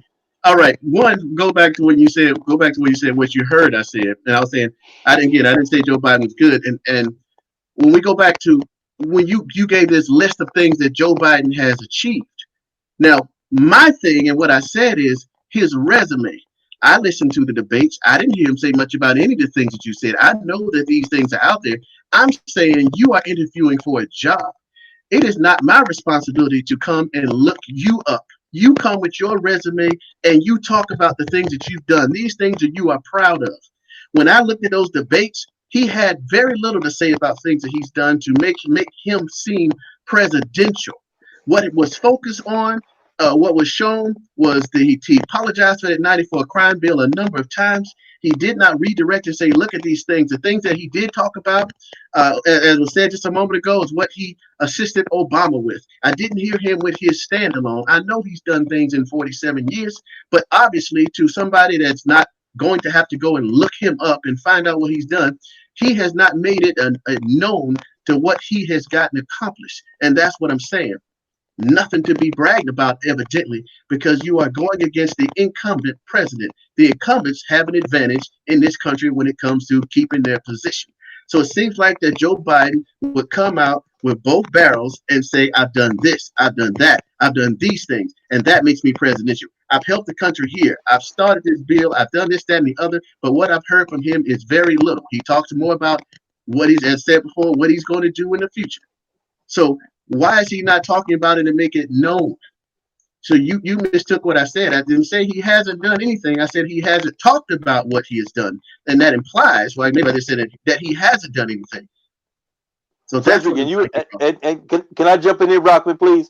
Frederick, you have a point. You have a very strong point, and that's the reason why the electorate is so restless, because they want to know why. What have you been? What is your body of work? And I understand what Rockman just did, but when you have handlers, and I hate to use that word, but I use it very loosely, they will sit and go over the issues and say, we don't need to talk policy. We don't need to do policy walks. What we need to do is what is going to get us elected. And whether that's a good thing or a bad thing, it's bad for an informed voter like you and several others. But unfortunately, people like you and me and Rockman, for that matter, if we don't hear a lot of things that a person has accomplished in their lives, especially in politics, we kind of say, but the majority of people like to get, as they say in the Bible, they like to get their ears tickled. And that's what he's doing. And that's what most politicians do. They tickle your ears and you say, you know what? I'm going to vote for him. because he promised what he's going to do in the future, and you don't even look at the past. Unfortunately, that's what's going on right now. But what does that say there? Go ahead, Ryan. I'm sorry. Go ahead, Fred. I agree, Mark. I see your point. Fred, go ahead. And I agree with Mark as well. But then it goes back to when I said I vote whoever I think is good. I vote for Democrats. I vote for Republicans. I vote for independents. I'm not beholden. No, you got to earn my vote. But so with that in mind, what does that say that these politicians, these elite actually think about us? If you want to go to tickle the ear part, Joe Biden's tickling ears. Then he must not think that we as constituents are smart enough or hungry enough to get to real issues. Donald Trump's tickling ears. He must not think that, again, the constituents, we are smart enough, intelligent enough, or hungry enough to really want to get down to the brass tacks and get down to who is really going to benefit our country. And that's why we keep going back and forth and getting nothing done. Don't they talk about Social Security every 4 years? Don't they talk about healthcare every 4 years? Don't talk about the deficit every 4 years? You're talking about that. We're also dealing with a situation right now that is taking lives. We have had no leadership on the coronavirus. What part of that? I just don't understand. Do you not get that? I didn't say that he was doing right on the coronavirus. That seems like you coming. It's like you coming from a perspective that whatever Republicans do, I like. I criticize what I want to criticize, what I think is not right, because my goal is to help the American people. But that and specifically narrow it down to helping Black people, since we always ones getting the short end of the stick. Donald Trump is not presidential. He's just, to me, a better candidate than Joe Biden. I wish we had somebody else. I wish that the Democrats had put up somebody better than Joe Biden that could do better than Donald Trump. But unfortunately, they didn't. I just have yet to hear you tell us, though. You're saying he's a better candidate, and I have yet to see it. Okay, let's go down some list of things. I guess we have a better understanding of how we think this country should go. And I talk about this on my show, and we talk about developing a political philosophy. People have to develop their own political philosophy. And what I mean by that is what they think the government should or shouldn't do to perpetuate our way of life. And in order to do that, you have to have some basic understandings. And this separation right now, the Democrats from Republicans. One is the definition of a right. Now, the basic, most raw definition of a right is something that someone can have or do without someone else having to give up their time, their money, or their property for that other person to have it. Now, as we back down those things, of course, we live in a society and we have to give up some of our quote-unquote rights to make sure everybody can play fair together. My understanding and my belief in system is that the Republicans draw a line here when it comes to rights, and the Democrats keep adding rights and rights and rights. So, for example, if I got a right to own a house and I can't afford it, which one of you guys' rights is to pay for me? If I got a right to health care and I can't afford it, how do I come to you and tell you to take money from your family and what you've done to pay for me and mine? I just think that we have the Democrats are pushing the line too far, and the rights are going over to taking more and more away from people that are working hard to get it done and give to people that aren't necessarily working hard to get it done. Yes, we have to help people. Don't get that twisted. Anybody could have a problem. But I think just to have the general understanding that we keep taking and keep trying to blame rich people, that they're so bad and the rich people are terrible and mean. We got to tax them over and over again. People think rich people are so mad, but we got the poor people playing the lottery all day trying to be rich. Frederick, what happened to you? I don't see your picture no more. I don't know. I think that Rockman, I'm gone. Hello? I know we can still hear you, but for some reason, Mark, we can't see you, so I don't know where you are. I don't know what's going on. Okay, I want Frederick. You know what you just said has so much. It is so true.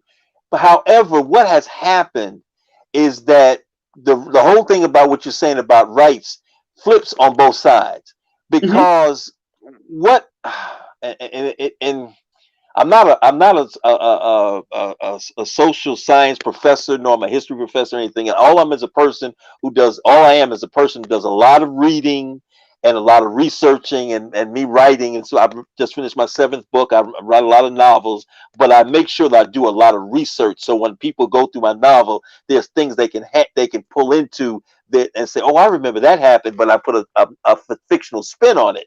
However, one of the things when you look at rights, you take, for instance, when you said something about rich people, I don't have a problem with anybody being rich. but they should have to pay their fair share just like anybody else. And when you're allowed to move a business overseas, I'm just going to use this basic part of it, and don't pay taxes, that's wrong. Okay. That is very wrong, because that means the burden is going to fall on somebody else, like you, probably middle class, somewhere near the middle class. Is that fair? And that touches Republicans and Democrats. Okay. And what happens is both parties, the ones who are elected, but they feed into that, because let's look at their contributions for their campaigns. They get money from the same people. So therefore, the tax code is way, way out of line. But you're not hearing a lot of Democrats or Republicans fighting to change the tax code. Why? Because if they change the tax code and make it fairer, what happens is the people who write the checks, which Donald Trump wrote a lot to a lot of Republicans during his and he wrote the Democrats too. He wrote business to Jesse days. Jackson when Jesse Jackson ran for And president. Did he write to Jesse Hillary Jackson? Clinton. Hillary Clinton never had a race that she didn't get, and Bill Clinton did not have a race they didn't get a check from Donald Trump, because he was looking out for his own interests. If somebody said we're going to change the tax code, and they get a call from their well-heeled investor who says, "Well, I'm not going to write you a check," and that person says, "Well, I'm sorry, I'm going to fight to change this tax code." That's what I'm talking about, courage. We don't have that kind of courage in Washington, and unfortunately, it's beginning to get into our local communities. I'll take, for instance, one of the hot button issues of in Jacksonville today, this whole thing about this Lot J thing. Okay, this Lot J thing is being supported by Republicans and Democrats on the city council. They all get their palm grease. Because they're getting money from Shad Khan. This is why we have to be very careful, and Rockman understands it, and you understand it. We have to be very careful when we begin to show our allegiance in a partisan way without asking the question, what if? That's what we need to do. And we don't have people who are courageous enough to do that. And that's where the line is being drawn in this whole campaign thing. I'll give you an example. With Donald Van Jones, who to my mind, and Rockman knows him better, and Frederick, I'm quite sure you know who Van Jones is. Van Jones made a statement about the Trump administration for the money going to HBCUs. He made a statement that said he did some good things. He didn't say, "Oh, he's a great president." He just made clear what the situation was when they said that there were some blacks who were leaning toward Trump, and he said why. He got jumped all over him. Right. And that's not right. It's not right when you know you got a warrior on the battlefield for your issues as a Democrat, and you're going to beat them up for one statement? Come on. It's a true statement. It is, but let me take it to the other side of that, Frederick. The Obama administration did not leave HBCUs out in the cold. They appropriated nearly $5 billion for HBCUs, so that's the other part of the argument. And if Van Jones had probably said that, perhaps he might not have gotten the hate mail, although I don't believe he would, because anytime you say something about Trump. Anytime Trump has done something that you say is good, if you black, all of a sudden you're a sellout, you're Uncle Tom, you're a bootlicker, you don't care about your people no more. You can't just. It's like black folk aren't allowed to be objective. And even Joe Biden said, I'm going by opinion. Joe Biden even said it when he talked to the Hispanics. He said, "You guys aren't like African Americans. Most African Americans, except for a few of them, the African Americans are monolith. They think the same way." He said, "You Hispanics, y'all are different. Y'all think differently. You got different desires." Joe Biden said that, and it's true from based on how we vote. You can't tell me that black people vote 90% for one party as a whole is not, and that you can't tell me that party's not going to take them for granted, especially when that 90% is still in the same rut that they've been in for 25, 30 years. We can look right here. We can look right here in Jacksonville. You brought up Jacksonville. I talked about this a couple of times as well. When what's going on with our city council going on with the Browns, Katrina Brown and anything other Brown. So they get they got Reggie Brown. Reggie Brown they didn't get removed from office. So the governors supplied them. When governor provided some people to stand in for them while they're on trial. So one of them was a Democrat who went into District 9, District 10, and the first thing people start saying is, we don't need a Republican to come over here. Hadn't heard anything about him. They said, we don't need a Republican. Then they started finding stuff. Okay, he didn't live here. He doesn't need to be here. But when I went over to the Legend Center and I listened to them speak, one of the first things they asked before he said anything else is, do you support Donald Trump? First thing. Before he went on, this is Terrence Freed. Before he went on, I called him on the phone. I said, boy, you about to get it. And I told him what I thought about it. I congratulated him, told him to get ready because it's going to be a hard fight because I do stuff. I'm a member of the NAACP. I listen. I talk to other folk, and I know that folk just don't want Republicans in those areas. So he simply asked, we came to the same thing, asked the same question. If the Republicans are so bad, why is your area looking the way it looks and you still got the same complaints, but you blame Republicans? When we went to the Legend Center, they were complaining about the schools. They complained about the streets not being repaired and flooding when it rains, and businesses, infrastructures, city council not sending money back to those areas. And he said it, and I'm glad he said it. There's not been a Republican leadership over here in 25 years. How can you blame the Republicans for stuff not getting done? How about we leave the D's and the R's off and just get people in that want to do some work? That's what I want to do. I don't care about a D or R. I can go to supervisor election office and change my affiliation. Okay, now I'm going to speak. It has nothing to do with that. As somebody who has served as an elected official in this community, what you're saying is it ain't hitting on nothing. Really? So tell me what has the Republicans done? No. Now I'm speaking. Go ahead. What I'm going to tell you is most important. This is important on this one, and I'm sorry you got me riled up. If you have got a Democrat, and I'm not, again, don't have a dog in the show, but you sound, that don't even sound intelligent. Because really? Hey, no, I'm going to finish what I'm saying. You got 19 members of the city council. So you have to have a majority of those people to move forward any bill for something to go through. So you can't say it takes one council member in one district to do something. You sound asinine. Wow.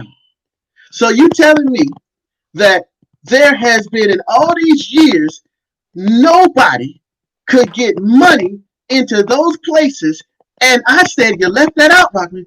I said they said they can't have Republican in the area because Republicans fought that they are in that city. They have the same complaints. I'm saying, let me finish. I'm saying, no, you gotta let me finish now.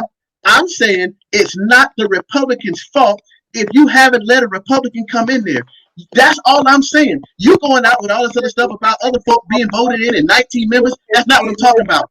You blame. It can be a thimble there. If you don't have the preponderance of votes to get a bill passed, you can't take money anywhere. So it has nothing to do with that. But I believe, again, as you said, and I said earlier, potholes, and you weren't here when we said it, but potholes and street lights don't have a party affiliation. But I just think it's really ridiculous for you to get up here and sit there and say, in this space that we're in, like, oh, well, it's because of not having Republican leadership. And now that's not what I said. I said the people were blaming him and blaming Republicans. I said you can't blame Republicans if you never let a Republican in there. I didn't say anything about not getting any support. I said they blamed the people that weren't there. That's all I said. You added the extra. You alluded to the fact that had there been your illusion, maybe you don't understand illusions. I don't know. But illusion. That's your confusion. That's your illusion, not mine. You alluded to the fact that had there been Republican leadership there, that possibly the things would have been different in the end. No, I did not. I said that. Okay, I don't know. I'm saying things and you're hearing something different. I said the people over there, I heard it with my own ears, so it's not hearsay. We don't need Republicans over there. I'm glad that other people understand and they hear the same thing that I'm hearing. And it's not y'all got to clean your ears out. I don't know. Maybe I'm speaking differently. Yo necesito hablar español. Parlez-vous français? Sprechen Sie Deutsch? What you want me to do? I don't know. Exactly what said. I hear some. But clearly, you don't understand the legislative process, and that's okay. So right Tell me now, what process. Wait. You can't come off with that and say I don't understand the so process. in Come on, man. You can't come. That's some nonsense right there. You clearly- guys have a good history with each other, right? absolutely not. I don't know this guy. Wait, Mark, tell me something. Did I say something that's crazy, Mark? Hey, look, I love it when I hear Democrats and Republicans debate. I love it. I just sit there and I take notes. No, mine is about fact-based stuff. And again, the guy is not spewing fact-based stuff. But speaking of fact-based, let's take a look at some of these races right now. Wayne County has not reported. There's only 3% of the vote that is reporting in Michigan. However, President Donald Trump in Michigan is leading, but they right now there's only a small amount that's reporting. North Carolina is projected. No, before Rockman, before you leave Michigan, how is John James doing in his race for the Senate? The Black Republican in running for the Senate in Michigan, because they're only 3% right now. 3%. Okay, it's not even significant. So the fact that the president is leading, it's not really significant. I'm real curious about that race. North Carolina, though, is the one that has everybody shook. And this just in from the White House. They are saying that according to White House officials, Trump campaign officials, this was just released a few moments ago, are concerned about the battleground state of Georgia. They're saying they feel better about Florida, but if Georgia, Michigan, and Wisconsin fall, that there could be trouble. The advisor went on to say North Carolina looks like a jump ball, but if they believe, the Trump campaign believes that the GOP will win North Carolina. However, if the president loses Georgia, this is a quote from a senior White House, a senior Trump campaign official. If the president loses Georgia, he cannot lose Wisconsin because if he does, that signals the end to his road to 270, path to 270. Right, exactly. Yeah. So we're still coming up right now in the electoral map. It looks like Joe Biden is he added a few more electoral votes to it at 89. Looks like he has 89 electoral votes so far, and President Donald Trump is holding steady at 54. And again, I just saw something come up on my screen that said former vice president had 112 electoral college votes. What I try to go by, because I know. Oh, you're going by AP. I'm sorry. That's right. You're dealing with AP. That's I try to make sure that it's because you got CNN projections, ABC projections, right. Everybody wanted some projections. They want to get in on the money. You're right. It's big money. These advertisers now. Well, it seems like AP seems to have the most standard numbers of projection. Let me ask Frederick a question. Oh, go ahead. After you want to ask Frederick a question. Please go ahead, Mark. Frederick, what do you think about the race in South Carolina where Jamie Harrison could end up being the senator? And then you've got Tim Scott, where you have two African Americans representing the grand old southern state of South Carolina. And one's a Republican and one's a Democrat. What's your feeling about that? I think, one, it'd be a beautiful thing to have black folk. We know the history of South Carolina and how big they were in slavery, how big they were with Jim Crow, how big they were with fighting the Reconstruction, how big they were with just holding black people back. So I think that'll be a great thing. And my thing is, if we're going to make it a black issue, which being black, you have to make it a black issue most of the time in this country anyway. I don't like the R's and the D's by name. And I was saying a moment ago, I was trying to say that I could go by and change my affiliation to Democrat. I can just call it to get online and see about election stuff. I'm still me. I still think the way I think. So if I'm coming out and I'm going out and I'm volunteering to help in the black community, if I'm quote unquote helping out black things and black ideas and the black agenda, what does it matter if I got a D or R by my name? Because those things change. That's why I vote cross party lines. I'm just looking for folk that have my ideals and want to get stuff done. I will vote for you. I will support you. I give money to campaigns on Democrats and Republican campaigns, and I tell people that I do that. I want to. I'm not just trying to sneak around and do it on a low because I'm thinking somebody gonna have their feelings hurt because I'm a black man and I vote Republican sometime, or I'm a Republican and I vote Democrat sometimes. I'm gonna vote somebody that actually gets done. So these two black people in South Carolina, I hope that they can put away the R's and the D's and understand that, first of all, unfortunately, in this country, they the Democrat Republican first, they black first. And what's interesting, And what's interesting, Frederick, I'm glad you said that, because this is a test. If Jamie Harrison wins that race, and you've got he and Tim Scott sharing the Senate chamber as men from different parties representing a state, because I think, if I'm not mistaken, the seat that they're running for is the same seat that John Calhoun held during the 19th century, and also Strom Thurmond.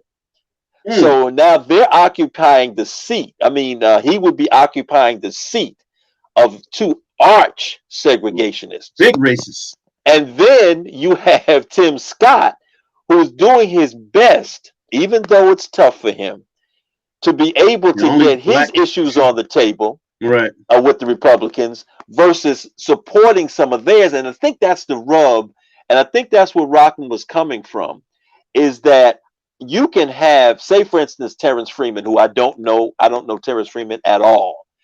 But if he walks into a District 10 and says, this is what I want to do, how much support is he going to get from his fellow Republicans in the city council, which Rockman was talking about, to achieve the 10 votes to be able to move things that you want to? So if he can't do that, what is his value as a representative in that district if he can't even get his own party to come with him to work to move things in that district? Okay, that makes sense. But the key words you said, if, and he had to be allowed. And you said he's got to be allowed to give it that shot. Okay. All I was saying is, if nothing has changed, try something different. I wasn't trying to put a blame. What I was saying is that they automatically shot him down because he had an R by his name. I'm not saying that he would have done anything better.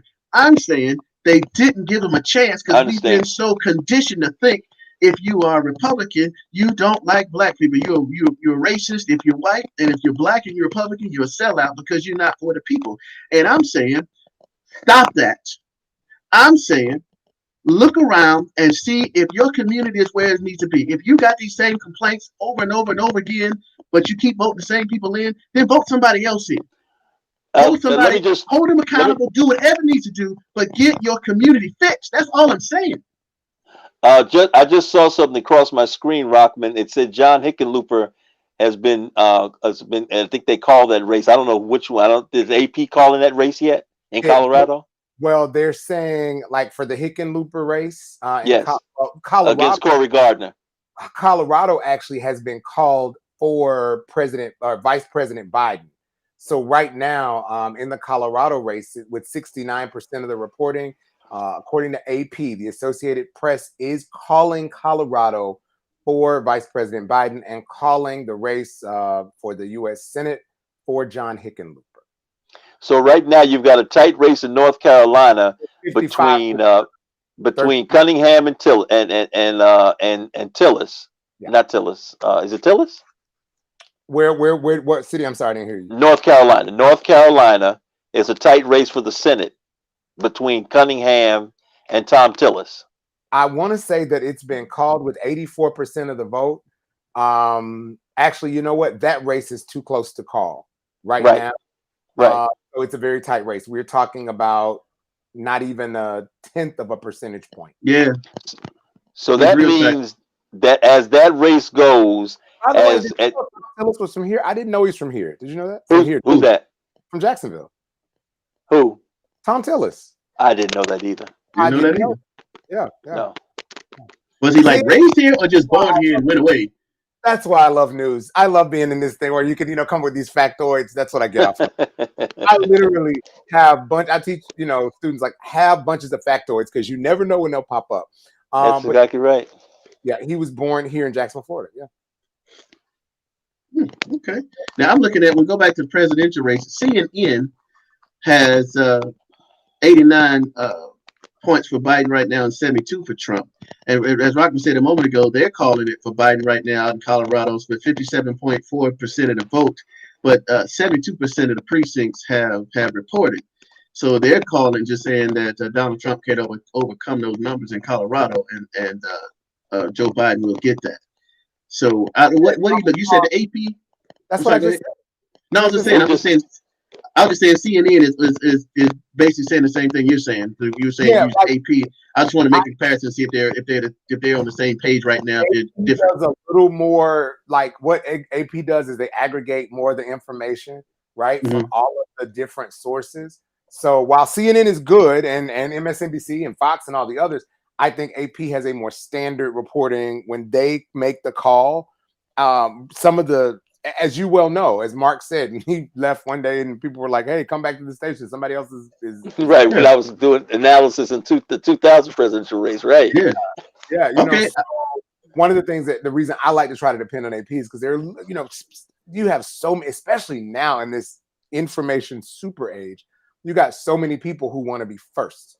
And, you know, I think it's about getting it right as opposed to getting it first. Fred, I want to go back.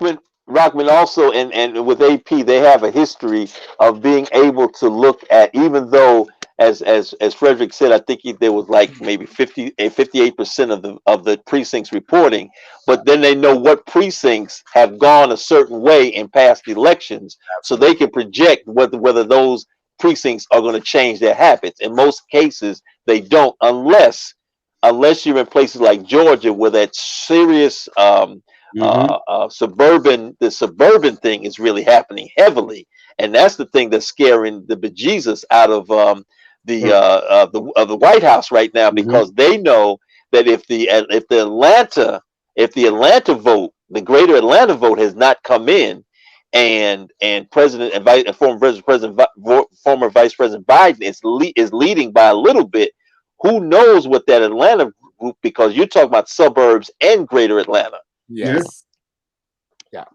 Yeah, so that's the beauty of AP, because AP has a long history of doing this stuff. And it's not necessarily the UNIVAC. You remember the UNIVAC? You remember Do I? Oh Do I? You weren't even. What do you know about UNIVAC? You weren't even born. But it was great TV when they had the UNIVAC up there. I saw it on TV. I was a kid. I actually saw it with these eyes. Really? Wow. Yes. Wow. Yeah, when you see that black and white and you see this computer or the UNIVAC, it was like, and they were like, it can tell you exactly what, you know, it was a moment. It was a That UNIVAC looked like a building. That thing was so huge. It was in the 50s. It was the 56 was the 56 presidential race between Adlai Stevenson and Dwight Eisenhower when the UNIVAC was used. The first time it was used, if I'm not correct, 52. 1952. Was 52. I'm sorry. Was because Stevenson and Eisenhower. That's right. It was the first Stevenson. I'm sorry. I was a year old. You was a year old, and that was the next time that it was used in that other race. Yeah. Right. I'm sorry. You're right. 52. So let me, Fred. I want to try to just in. It looks like Indiana was called For who? For Donald Trump. Oh, okay. I was ready to say I know Biden didn't win Indiana. No. AP is saying, yeah, so we should be good. And right now it looks projected wise that it looks like the Senate, where the Senate is, the Democrats have gained one and the Republicans have lost one. So for the Senate, the stack is right now what we believe is 40-38.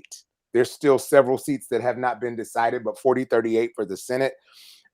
It looks like the Dems are on par to hold their majority in the House. They're going to increase their majority. I think they're going to get about 11 more seats in the if not more. I think about 14. The last number 14 to 17 in the okay. I looked at because there were some purple leaning places that had population increases. So I think my number is like 14 to 17, which is interesting too. I know a former state representative as of today, former state representative Chevron Jones, who is now Senator-elect Chevron Jones from South Florida. We were battling on social media earlier this week, yesterday maybe. He was predicting too the Electoral College would grant Joe, which I didn't see, but he said Vice President Biden would walk away with 307 as the number of electoral votes. I think President Trump won with 306. Yeah. I don't see in this way it is. I don't see 307 as being the number. What do you see, right? You think it's going to be less? I do. I see somewhere between 279 and I'm at 397. I mean did 297. I'm sorry, 297. Yeah. Right. I don't know whether it can break 3. I mean, this is a partisan, and you have people, no offense, Fred, but you got people out there like Fred who are like, well, I'm going to hold my nose and make the vote, right? No, that's not what happened. Well, that is kind of what happened. But not that bad. Alone, man. See, that's what Rockman does. He trying to slide it in on the low, but I saw that, and that's fine. Because what Fred said, because you're going to ask me a question. Go ahead, Rockman. No, I was actually going to try to explain something that I think maybe is. Here's the reason why. I have to agree with you on something, Fred, too. The Democrats and Republicans, like when it comes to local elections, like, again, one thing I learned, potholes and streetlights do not have a party moniker. And if anybody wants to jump into the conversation, please leave your comments below. Thank you all for being a part of this. By the way, I wanted to let you know who all's here. Again, this is the Rockman Experience. We are doing election night pundit coverage. I'm joined by Fred Wilson and Mark Curtis Little. Two powerhouse political brains, and I'm so glad that they came in and spent some time with me tonight. Rockman, let me tell you why my picture is gone, because I changed at around 10 o'clock. My nearly 70-year-old body changes, and so you don't want to see me after 10 o'clock. So that's why my picture's been removed. I don't even want to know. I turned into a werewolf. I guess we have to look forward to when we turn 70. All right, so. I wanted to let you all know, again, this is the Rockman Experience. Again, you can, Mark Little has a book, Mark Little Writes. You'll see it in the social media. Stop by, grab his new book. It comes out December 1st, but you can pre-order it now. And The Bootlegger's Mistress. Please tell the title, please. The Bootlegger's Mistress.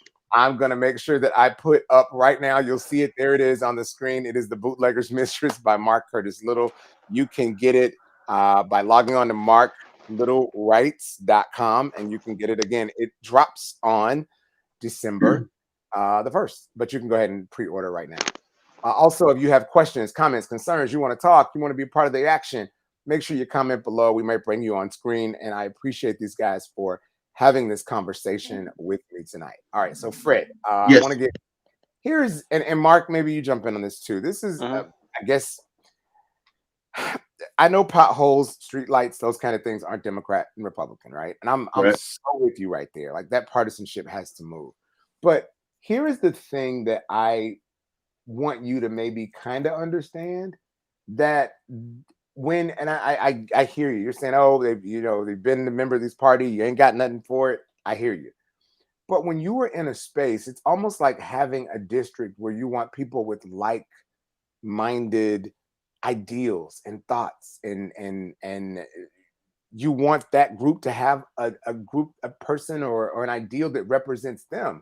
So it's less of saying, oh, well, a Democrat or a Republican, but if you know that you have a person whose ideology, especially when it comes to state and national politics, does not gel with yours, and their ideology, and there are more people in that area of the ideology, it's not that I just dislike or hate Republicans. It's that I want my voice to be amplified, especially when it goes to somewhere like Tallahassee or to Washington. Rockman, can I jump in there? Can I jump in there real quick? And then Fred, I know he's had experience because I've been off the scene for a long time.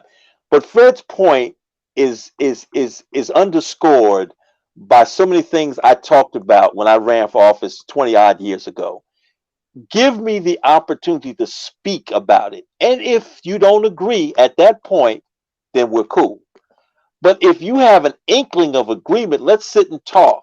Perhaps like if Freeman, who's now an at-large council person, had they given him a chance to speak, maybe he would have come up with a gem, not necessarily staying in that race, but now he's in another place, another space where his voice could be heard a little bit louder. So I agree that with your point, that you want someone who has an ideology and some things that you can attach to. But that does not necessarily mean that a person of another party can't communicate that. And so, Fred, you take it from there, because you've been in those meetings and you've seen what happened. I haven't been in those meetings. And what you said is right on par, Mark. I didn't say that just because you got a D or R by your name it makes you a good or bad person. I'm saying especially coming from black people because I've been black all my life, and I just say that we have to just allow other ideals to be heard. And if you don't like them, then shoot them down. But as you just said, don't just come across automatically. This person is this party, so that automatically means that they don't have any good ideas. This country and these Democrats, Republicans have done a great job of polarizing us to where we only think, even right now in this country, of almost 400 million people, that only a Democrat or a Republican can be fit to lead. Out of 400 million people, if you are presidential, you have to be one of these party members. If you're not one of these party members, you just don't have any. That's bull. But they have done a good job at that, and we bring it all the way down to local politics. We bring it all the way down to our black communities, and it's so entrenched in us that it stifles us. It keeps out the creativity. It keeps us from making connections. Even when we used to have a Black Expo here in Jacksonville, I working with the Republican Party, black Republicans come up, and I reach out. This happened 3 straight years in a row. I go out to the other black organizations there, and I talk to them. And of course, me being black, they automatically think I'm a Democrat, and they automatically open up. We talk about politics and things that we want to do, things I like to do, or ideas, and I listen to them. And then when I say, well, my booth is right over here, and they see I'm at the Republican booth, every time they shut me down and say, never mind, I don't want to work with you. And it got to the point to where it was these older ladies too. I've taught to be respectful, but I got to the point where I almost called this lady some names that weren't really godlike, because before I announced that I was Republican, everything was gravy. Everything was good. Okay, we can get together. I surely would like to work with you. I like your ideas. I'm saying the same thing. And all of a sudden, boom. So we just sat here and said, we can work together to help folk that look like us. And then all of a sudden, it didn't matter anymore because I had an R by my name. And it just really infuriates me, because as we live in that type of mindset, we are the ones that keep suffering. Listen to everybody and just make that. I'm not saying it's right or wrong, but I just, for some reason, don't understand it. Do you understand why, Fred, or no? I do understand. I just disagree. We can't keep. Albert Einstein said it. Yeah, I do. But you can't expect somebody. That's like the kid that goes and touches the stove and the stove burns them. You're not going to expect them to go to another stove and be like, well, maybe I'll try this stove and it won't burn me. No, you've got to live the experience. But the experience right now, what I'm saying, the experience right now is no Republicans are allowed to win in certain areas in Duval County. 25 years. If your experience, no, it's not that they're not allowed to win. They're not coming with ideas that are we live in what's called a representative democracy. Exactly. Right? That's right. So the reason, just hear me out. I haven't said a word. I'm zipping it. Go ahead. The reason that it is a representative democracy is because people represent the people that elect them. So technically, when I go, I'm really not going with my ideas, thoughts, and opinions. I'm really supposed to go to amplify those ideas, thoughts, and opinions of those people who sent me there. Right. Exactly. But I'm saying you don't know if I have any good ideas if you're not willing to listen. That's all I'm saying. Just listen to people. And if you like their ideas, vote them in. If you don't vote them in. That's all I'm saying. That's it. Let's work together. Take out the D, take out the R, and listen to what people have to offer. If it's good, keep it. That's all. We are last, pretty much behind Native Americans. We are last, well, we right in front of Native Americans, just say, in Duval County. Education, we are not there. We should be there. And I keep saying this, we talk about black people because I love black people. We should be able to take a black kid and raise him in a black community, black schools, black teachers, black churches, black business, black doctors, black everything. And when he graduates from high school, he should be able to compete and get accepted to any college in the country, in the world. We are the only people that have to send our kids, or a greater number of times, send our kids to other schools in order to get that better education. White people can take their kids and keep in the white community and go all the way up the ladder from K to 12, and they can do well and go do everything else. Why is it that we can't do that? That's what I'm saying. We have to do better. Stop closing out people and possibilities. Stop living by this DNR crap and listen to some folk that might actually have some good ideas. And I don't know why I get pushback on that. Just listen. Push back after you hear what I got to say. Because after all, I might even slip up and say something right. I might even slip up and say something that you like, hey, here's an example. I come, a Republican, because we talk about the different ideas of representative. Black now, we talk about black and white, but at the same time, we are children of God, and we have some basic commonality we want. We want safe environments for our kids. We want good schools for our kids. We want clean neighborhoods for our kids. We want job opportunities, and we want to have a little money in the bank when we retire. Can we all agree on those 5 things? Can we say that's really not a Democrat Republican thing? That's just a human thing in the United States? Yes or no? Can we agree on that? I think we can agree on that. Okay, so how come we can't, as Democrats and Republicans, just focus on things? We'll take one, the school system. What are the Republicans and the Democrats? What is the conflict between trying to get a good school system? And thank you. I have an update from the Associated Press. They have just pulled it in. Fox News said it first, but the Associated Press has just pulled in this update. First of all, shout out to Wanda P. Thank you so much for watching, and I appreciate from over the station. I appreciate you, as well as Yvonne. Thank you for what I saw Fox News's update, but I wanted to wait until AP verified it. Right now, Joe Biden leads the Electoral College with 131 votes in the Electoral College. Again, Joe Biden 131, Donald Trump 98. 98. Taking that lead, he's pulling away. And one of the reasons why that has been called is, this is a big one, Joe Biden won Arizona. Got it, huh? Joe Biden did take Arizona. Looks like some of the other ones right now, Joe Biden's Arizona, Iowa. Did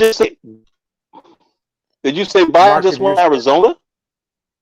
Biden won Arizona.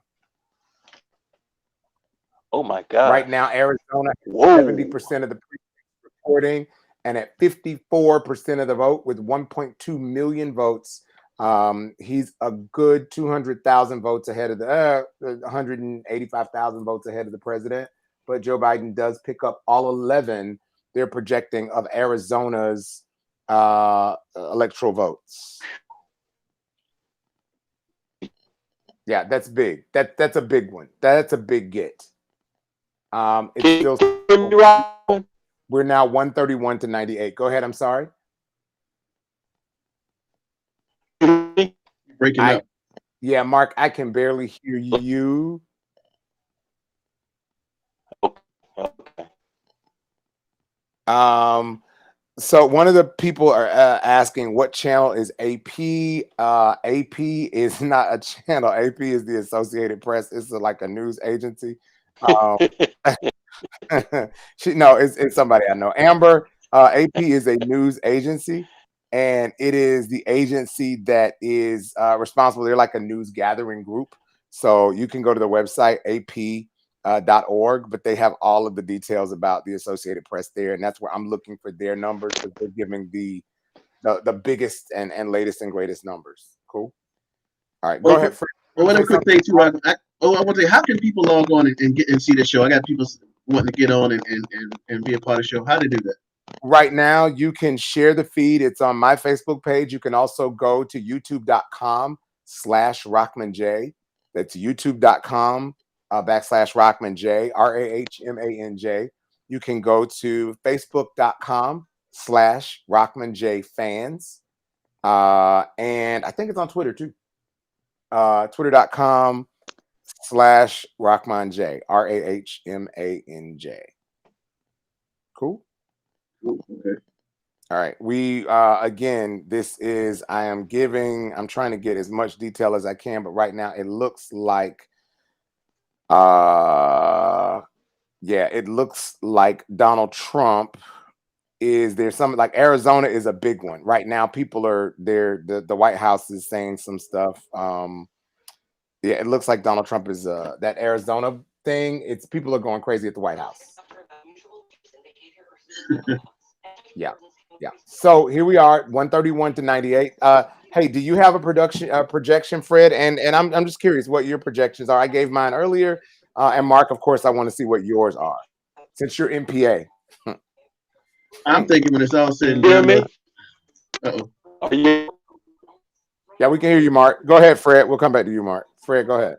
I think when it's all said and done, Okay. Trump is going to squeeze by. I think Trump will to break down. I think he'll get 290, no more than 300. But I think he'll break the 270 mark, and that's all that needs to happen. I think that, and the reason being is, I think that a lot of people are going to, as it gets further outside. I know California's not going to do too well for him, but I think that more and more people will show up and vote, and just like the same thing happened with Hillary, called it early. But it comes down to it. A lot of people going to vote for Trump that would not say they're going to vote for Trump because they don't want to get the pushback from people when they say they vote for Trump, and they'll just smile and giggle with the people that say they're Joe Biden. But when they go in there and cast their vote, I think the numbers are going to change around. So I'm gonna say Trump out 290. Okay. And Mark, did we lose him? I think that There we go. that same number Fred said, but I think it's going to be Biden. I don't think it's going to be Trump. I think that Arizona vote has really turned. That Arizona vote was not expected, and now that they're running neck and neck in Georgia, and if the projections come out for North Carolina, I think President Trump is going to be in trouble. I really do. And you still have. So I think it'll be 290, but instead of President Trump, it'll be Joe Biden. Wisconsin is still only 38% of the vote. Pennsylvania, 30% of the vote.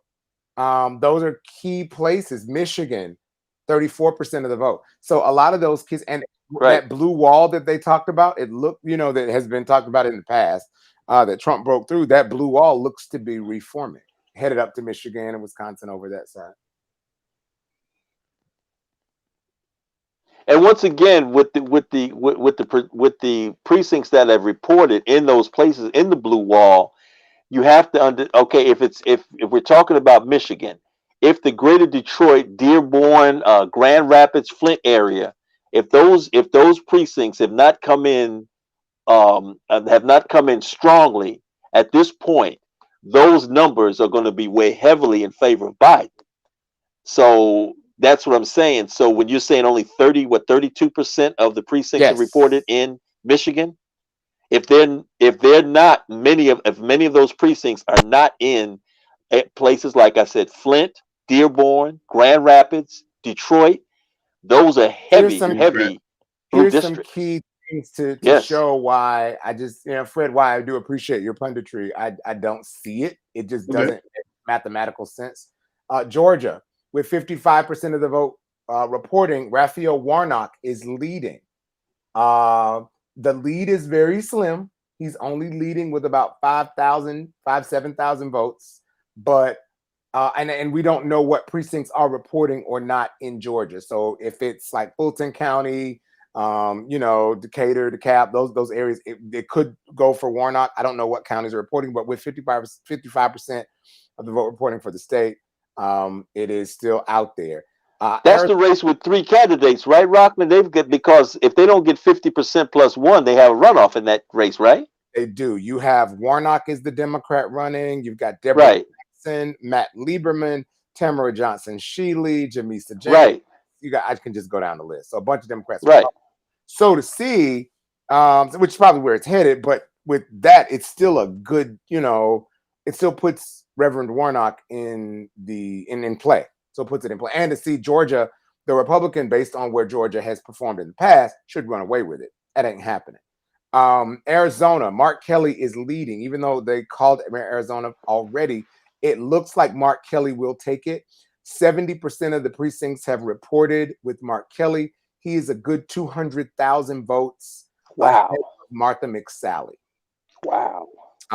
So the partisanship in Arizona, because people in Arizona, think about John McCain. He was a maverick. He was a kind of an even-tempered guy. So when I say even-tempered, I mean he looked at both people and would cuss you out equally.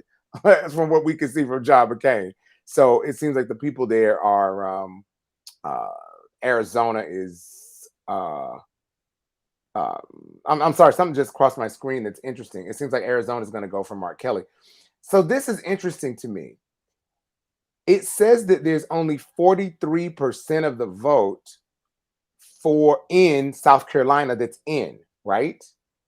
But with the 43% of the vote reporting, they are calling it for Lindsey Graham. So that means some of the vote in South Carolina is coming from the rural area. They had to come in from the rural areas. So they're figuring that those rural areas are going to come in for him heavily. They're Yeah. calling for Lindsey Graham. And now look at the And numbers. perhaps the But it's Charleston. not over until it's over, though. That's true. That's true. There's no doubt. But that must mean that the Charleston, Greenville. I can hear it, but I don't like calling votes until they get like calling the. No, I'm agreeing with you, but I'm just saying, just based on the projections from those organizations, that's what they're basing it on. Obviously, that votes that were to come in for Jamie Harrison have been tabulated, and so they're figuring that he may not get a large majority of those votes from the rural parts of South Carolina, of which there are many. And it's kind of decisive. It's a 55% of the vote for Lindsey Graham, and so he should do well in the minority for the Senate. Let's see. Wow, Rockman, you didn't say that. I do that to see if Fred's paying attention. I heard this. He's going to do well as a minority in the Senate. I heard that. But hey, this is your show, Rocky. I do that to see if Fred's paying attention. This is the Rocky, Rockman you too, experience, right? It's the Rockman experience. I know. I'm Oh, boy. looking here. Let's see. Kentucky. Mitch McConnell is definitely going back. That was a bloodbath over there. Tommy Tuberville. They did just call it for Tommy Tuberville. Okay. So Doug Jones is gone, and Tommy Tuberville got it decisively Yeah. with 60. Well, being an Auburn football coach doesn't help. It doesn't hurt in Alabama. It doesn't hurt at all. It doesn't hurt at all. So right now, the Senate is there's a toss-up, 41-41. Nobody knows. It's really no one knows where it's going to go in the Senate. And it looks like the electoral map stays the same right now. Trump at 98, Biden at 131, and we are still 1023. So yeah, we're still looking at that. Very interesting. I mean, this race, this thing is going to go on. I mean, I'm not going to hold us forever, but I'm glad we were able to get on and really kind of dig into some of the reasons why some of the things we see are happening. And we can look tomorrow and see if any of the things things that we predicted came about. But this Rockman, how many electoral college votes are there in California? I want to say 54. 50. Hold on. Because I know there's 73 in New York, right? 55 in California. 55. Yeah, I thought, okay, 55. So those 55 will go in the Biden column. Probably. No one's calling yet because they're not. No, they won't. They won't be finished until late tomorrow afternoon or early or later on in the morning. I'm sorry, sometime in the morning. No, Mark. Those again, we're gonna know. I'm just so over everybody like on this whole thing of we won't know until tomorrow and the race won't be decided for nothing. But California normally doesn't come into around what 2 or 3 o'clock. No, they come in the night of the election. What are you talking about? I'm talking. They won't be here before midnight. Yes, they will. They'll have their all right. They're going to start reporting, and they will have enough reporting to. Well, that's 55. That's 55. So that means Biden will have 186 votes. He's got 131 projected, right? There's so he'll have 50. So he'll have 186 by midnight. Is what you're saying? Because California will be coming. California's not coming in for President Trump. No, I mean there's just some counties that he'll get, but no, No, he won't. But he won't win the electoral college vote. I'm curious as to Texas. Texas is still. Texas is now switched back red. Oh boy, but that's going to be interesting. It's only 70% of the precincts reporting. And I don't know. And look, Dallas County, those outlying areas of Dallas, still out. Oh wow. West. What about Houston? Houston is most of Houston has reported. It looks like he won Houston. Who? The president? No, Joe Biden. Yeah, Biden. Okay. Houston, Austin, San Antonio, the usuals. Right. And then that horn, that outer horn, they picked that up, which is interesting to me. That over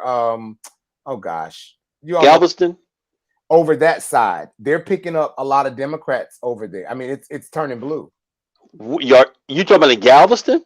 As they start to, the only thing over on that side that got it is Corpus Christi. Corpus Christi is in the Trump column, but everything else around that horn down there is. Whoa! Wow! Let me ask you a Oh question. boy! Shoot. And this goes back because I like to talk philosophical principles as well. I think that should be what guides us, and when we just narrow down from our philosophies, understanding what we should. I'm sorry, Rio Grande Valley, all the way. So Brownsville, Laredo, all up in there, and that's usually pretty conservative. They're going. Oh, absolutely, yeah. absolutely. Okay. Sorry, Fred. With how do you think, or why do you think I should say that people voted for Trump in the first place? Coming off of Obama and what he did for the country, 8 years of Obama, why do you think people switched and said, let's give this quote unquote outsider, Donald Trump, the keys to the country and almost the keys to the world? Rockman, let me jump in there, and I know you got some. My opinion, you know why?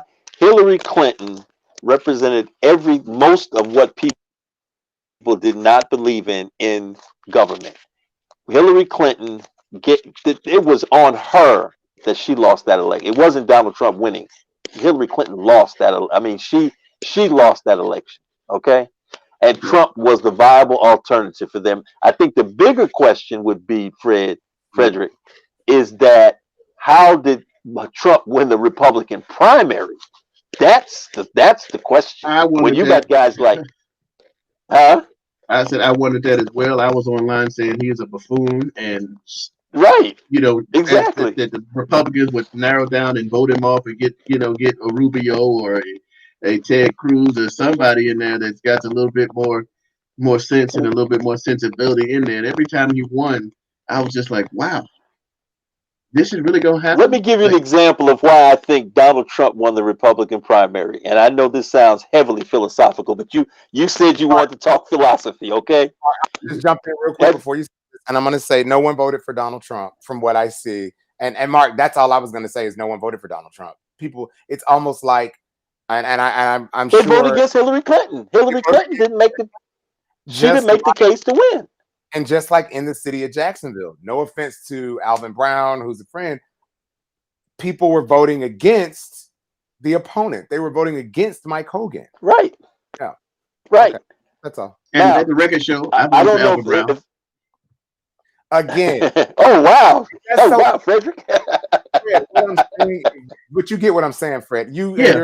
Your little vote over there, that's cool, and you get it. My little vote is the same size as yours. It's the same size as yours. Stop being my vote little. What's yours, man? My vote the same size as your vote. Stop being dismissive of that man. Don't do that to him. Look, come Fred, on now. This vote right here. This is father to son. Stop. This vote is 6 feet 245 these days. This ain't little vote no more, Fred. This big vote over here. Okay, but I'm just trying to say that again. I don't care about parties. Here's the thing. Let me say this. No, Rockman. I was talking. Let me say this real quick. That is the reason, Mark. It's just it wasn't a vote. It was a vote against, not a vote for. Right. Have either one of you ever seen the movie Elmer Gantry? No, I haven't. Have you ever seen the movie A Face in the Crowd? Andy Griffith. Over 2. Andy Griffith. Next time it comes on TMC. We were all born this century. I don't care, but listen to what. Slow down. Mark's a baby boomer. I'm a big time baby boomer. But anyway, in the movie A Face in the Crowd, Andy Griffith, which he won the Academy Award for this performance. Wow. This guy was a convict who turned into a radio talk show host and just caught people's attention because he had the talk that people wanted to hear. If you ever watch Donald Trump, okay, the way he approaches the podium is like a Baptist minister. Now, hold on, don't jump on me. There's a thing in Psalms 1 that is called synthetic parallelism. And it's a way that you talk to people in a certain tone and a certain cadence that catches their attention. If you watch Donald Trump when he speaks, he speaks in short, pithy sentences, no whole bunch of policy wonk and all that. He speaks and people, the majority of people in this country, they can relate to that. That's how he won the Republican primary. He wasn't talking about, oh, we're going to keep the deficit from growing or we're going to pay down the debt. He called names. And people, Frederick, people like calling names. Let's face it. They like when people call other people names. They fought to think about it. And somebody can't shoot a jump shot. Man, you ain't got a weak jump shot. Oh man, you can't tackle nobody. You can't hit a ball. And that's what he was doing. And he caught attention with that. While everybody was trying to talk in political talk, he was talking non-political talk. That's how he won the primary. Now I don't know what happened in the general, except that Hillary Clinton didn't make a case for herself to be president. That's all I can say. Now that's my opinion. Okay, and again, it goes the back. Two of you would do yourself good to see the movie A Face in the Crowd, and you will see it. This movie was made in 1956, but it's a good movie to watch when you think about politics. Mark, should we go to Blockbuster and try and rent it? Yeah, I'm serious. I mean, it's. I'm kidding. You know, Blockbuster around them. It's closed, man. What are you doing? Mark, Blockbuster is down. I know he threw that out there on me. You know, now see, I'm trying to be on Fred's side, and he's throwing that stuff. That's wrong. That was just joke. Mark, just joke. You're wrong for that, man. You're wrong for that. That's all I'm just saying. Just joke. Blockbuster. He didn't even say the red box. He going Blockbuster. Okay. Red box is too modern. We talking about Blockbuster. It's past my bedtime. Y'all need to stop dismissing me like this. Yeah, yes, I'm on for another 20 minutes and I'm out of here. Yes, so sir. Anyway, we're about to wrap it up. But do yourselves a favor and watch that movie. You'll enjoy it. Okay. It speaks to politics, and it's not even a political movie, but it speaks to being able to catch the average person's attention with mess, with garbage, and that's what people like. Garbage in, garbage out. That's essentially what Donald Trump is talking. Biden and it's catching people's attention. Biden just picked up New Mexico. Picked up New Mexico. That's what I'm saying. You got Arizona, New Mexico, right? And how many electoral college votes in New Mexico? It's on like 4, I think. Okay, something like that. Okay, 5. Okay, yeah. Okay, something like that. Yeah. So, but he's hey, every point counts, right? Trump is up to 108. Biden is 131. Oh boy, it's getting ready to get ugly now. Yeah, it's getting close. Nevada is about to come in. I think Nevada is going to be key. Georgia is still leaning more toward Trump. They now have 60% of the precincts reporting there, but those that blue wall, the blue wall states are still right. Out. Still out. And Pennsylvania, including Pennsylvania, right? Oh wow, this is going to be a nail biter. The question is, no matter what happens, are we going to be able to push some things that really get stuff done? I just, the polarization is that the country's so polarized now. Republicans don't want to work with Democrats. Democrats don't want to work with Republicans. Again, we just stuck in the middle. How can we, let's talk about solutions. How can we force, if you will, put the pressure, if you will, on whoever's in charge, whoever's in the Senate, whoever's in the House, to come up with bills that are actually going to help us? And stop saying, oh, we can't get anything done because the other party doesn't want to do it. How do we fix that to where we're going to get these guys to actually work for us and not for themselves? Well, the first thing they're going to have to do is they're going to have to solve this pandemic crisis, because that is affecting everything that we can, our health, our jobs, our businesses, our psyche, all of that's being affected right now. If Donald Trump happens to win re-election, he is going to have to become a president that can embrace that kind of stuff. And I don't know if he's able to do that, because there's nothing in his history to say he can do it. However, people can have a come to Jesus moment. And if there's anything I can pray for, is that he has that moment to say that, look, I got to be better than what I am. If he can come to that conclusion, perhaps, now I'm just saying perhaps, maybe some people will catch the notion up in Washington and say, you know what, we owe it to the people to find a way to work with him, because if we go through another 4 years of what we've been through these previous 4 years, it ain't going to work. It's Donald Trump not is going to not. work. I don't see Donald Trump changing. I think he's too arrogant. He's too Well, narcissistic to think that he needs a he change. doesn't have, Guys, Frederick, he doesn't have a choice. if I He doesn't may, have a choice. Okay. if I may, it looks like there is a looks like Tamiette Thomas has a concession speech. I think she is making. I want to jump in live to her if we can. I think Tamiette is Okay. talking. See if we can jump into her. Will continue to be your voice of influence in District 15. I ain't going nowhere. This don't run me off. That wanted to support Team Thomas. So I am so appreciative. I thank you guys so much. Thank you so much. Right. Yeah, I know his ad made me mad too, but I had to stay saved. Pastor Brockton, I had to stay saved. But yeah, he went negative, and I'm a true believer that hey,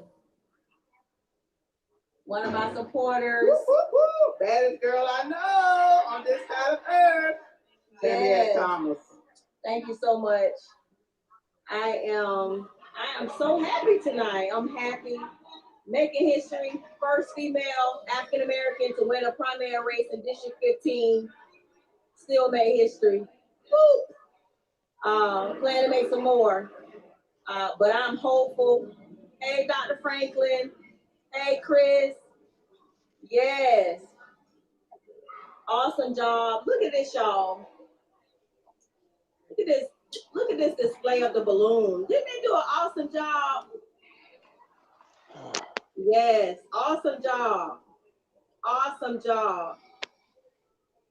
All right, I'm bringing everybody back. So that is Tamiette James, or Tammy Thomas. I knew her as James. Tammy Thomas. Part of her just thanking everybody for being a part of her run. What do you think about that race? You guys, Wyman Dugan heads back. That race went. You didn't get a chance to talk about it, Fred, when you were here. Mark and I discussed it earlier. It got very ugly. Very ugly. Yeah. And even the phone calls that they were making, some of the robocalls were getting kind of ugly too. Yeah. I don't like the negative stuff. And to me, it's a distraction because it's just you're not saying what you're going to do for the people. You're not coming up with ideas. You just try to dog out the next person. And I don't like the idea that I'm good because I'm a fast runner because I can make you slow down. I'm a good politician because I just say you suck. We have to demand more. And I go with the philosophical principles. All this money that we have to spend on race, like the presidents have to spend on races, it's because we, the people, are not getting this information. They have to raise these monies and become beholden to the big politics or the big money lenders, as Mark talked about a moment ago, because we don't go out and get this information. They have to raise this money, then they have to stick it to us in some kind of advertisement during the Super Bowl or during other TV shows that we're going to look at, as opposed to really paying attention to the politics and the issues. We have to raise a better us before we can expect them to do better. And this negativity stuff, I think, is as people, we automatically, if you go negative, we just automatically gonna boot you out. You're automatically trying to distract from what you're gonna do. You're trying to make me look at this person. We don't care about that person because we elect you. What are you gonna do? We're too busy talking about the other person. I need just to see these folks and just tell me what you're gonna do, how you're gonna get it done. That's all. And it's hard when we act like this. Let's get our final thoughts. I want to go ahead and wind this down. I know, guys, we probably won't decide it right now, but we'll certainly look and see what happens. It's been really a great show having you here. Fred, do you have any projects that you have going on, stuff that we can promote while you have your show? I do with a friend of mine, Christian Whitfield. We do Black Code Red, and we're working out the kinks. We come on air about once a week, normally on a Monday or a Wednesday. So it's Black Code Red. He's a fellow conservative. We don't always agree, which is a good thing because he's more of a Trump supporter, and we talk politics, we talk issues, we don't bite our tongue, and I think that we're welcome to thoughts and ideas. He's not beholden again to the Republican Party, but he is more so of a understander, if you will, or a supporter of what Donald Trump has done and stands for than I. So we kind of differ on that a lot, but it's called Black Code Red. You can look us up on YouTube, Facebook, Twitter, Periscope, pretty much every social media platform that you can have. So check us out. You can also look me up. I'm on Facebook. My name Frederick Wilson. You can look me up. We can talk about issues. Just pretty much anything. I talk. I do host events. Number of things. Another project. I'm really trying to eke out some time. I'm kind of jealous of Mark. I shouldn't say jealous in a bad way of you and Mark Rockman for finishing your books. Mark, you say you got about like 1,100 books. What do you say? 11 books you got under your belt? No, 7. 7. Okay. And Actually, Fred, the correct number is 5011. 50 books. You got 50 books, and I just got a lot of stuff up here I want to put down. And again, my goal is to just help the American people and ultimately all people just do better. But I want to specify really on folk that look like me right now because I can relate better. As Rockman said, talking about people relate to you. So I really want to focus on that. But I definitely look forward. I appreciate you having me on the show, Rockman. I'm willing to come on anybody else's shows and we can talk politics, we can talk philosophies, we can talk solutions. I can rank too if you want to rank. We can do whatever, but I prefer to get down to solutions because I'm at the point now. I'm getting a little old in my life, if you will. You see this little gray here, and it's just it's taught me a few things. And arguing going back and forth is not getting anything done. So I'm willing to work with anybody. Do it with fun, even though you and I have our philosophical discussions, we can do it with fun and passion and still. Oh yeah. Grab a bite. I mean, we hung out in social for decades now. Yeah. Exactly. So I believe that as long as we and again that's why I say throw the D's and R's with, as long as somebody is genuinely in their heart willing to help, then we could have a sit down and work on something. We can't agree on everything. I'm an individual, you're an individual, but we can come up with some issues that we can just focus on. Malcolm X talked about this before they killed him later in his years. Put your religion aside, leave that in the closet right now. What can we do that we have in common that we can help our people? And let's do that. Yeah, good stuff. Mark, we know, thank you so much, Fred. Mark, we know you've got your book. Again, you can go to marklittlewrites.com. Mark, tell us a little bit about, I'm going to see if I can grab it, The Bootlegger's Mistress. What's it about? Again, if you can give us a quick 30-second synopsis.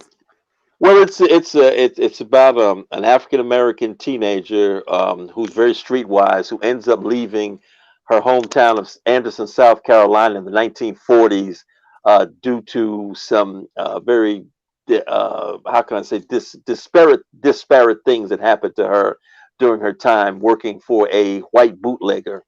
She ends up meeting her alter ego as she travels in certain parts of the country. She ends up being a media mogul, but there's some issues that she left behind in South Carolina that rise into her life 80 years later.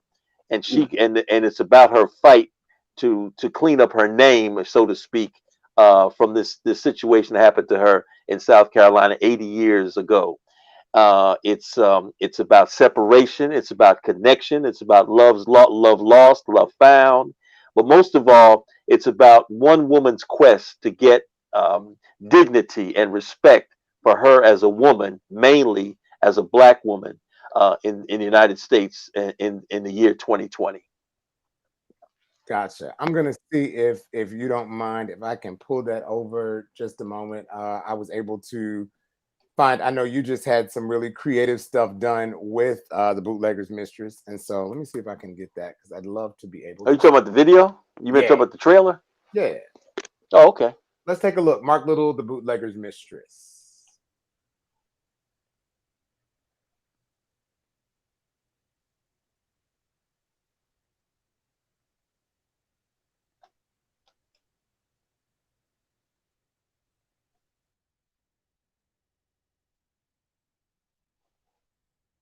To the Great Depression South. Welcome to the Great Migration North. Carrie Lacey wants to live a better life. Dicey Kaufman finds that life. Both are victims of a bootlegger, the humankind, and the United States of America. The Bootlegger's Mistress, the latest novel from the mind of award-winning storyteller Mark Curtis Little, is the extraordinary and emotionally gripping account of a Southern woman who lives a great life, one that harbors deeply rooted secrets of connection and separation, left behind nearly 80 years ago. A stunning historically based gem. Skillfully written, realistically written, an air of authenticity. The Bootlegger's Mistress, now available where great books are stored.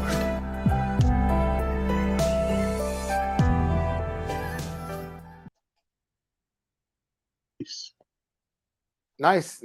All right, we look forward to getting it again. MarkLittleWrites.com. You can find it there. Pre-orders are going on right now. The book drops on December 1st. And of course, you can also pick up the Rockman Experience in the written form, Living, Loving, Letting Go. I would be remiss if I didn't say, go buy my book. This is a great stocking stuffer, Christmas gift. I would not have written this book had it not been for Mark Little, who is so instrumental in helping me move it forward. So Mark, thanks for all the mentorship.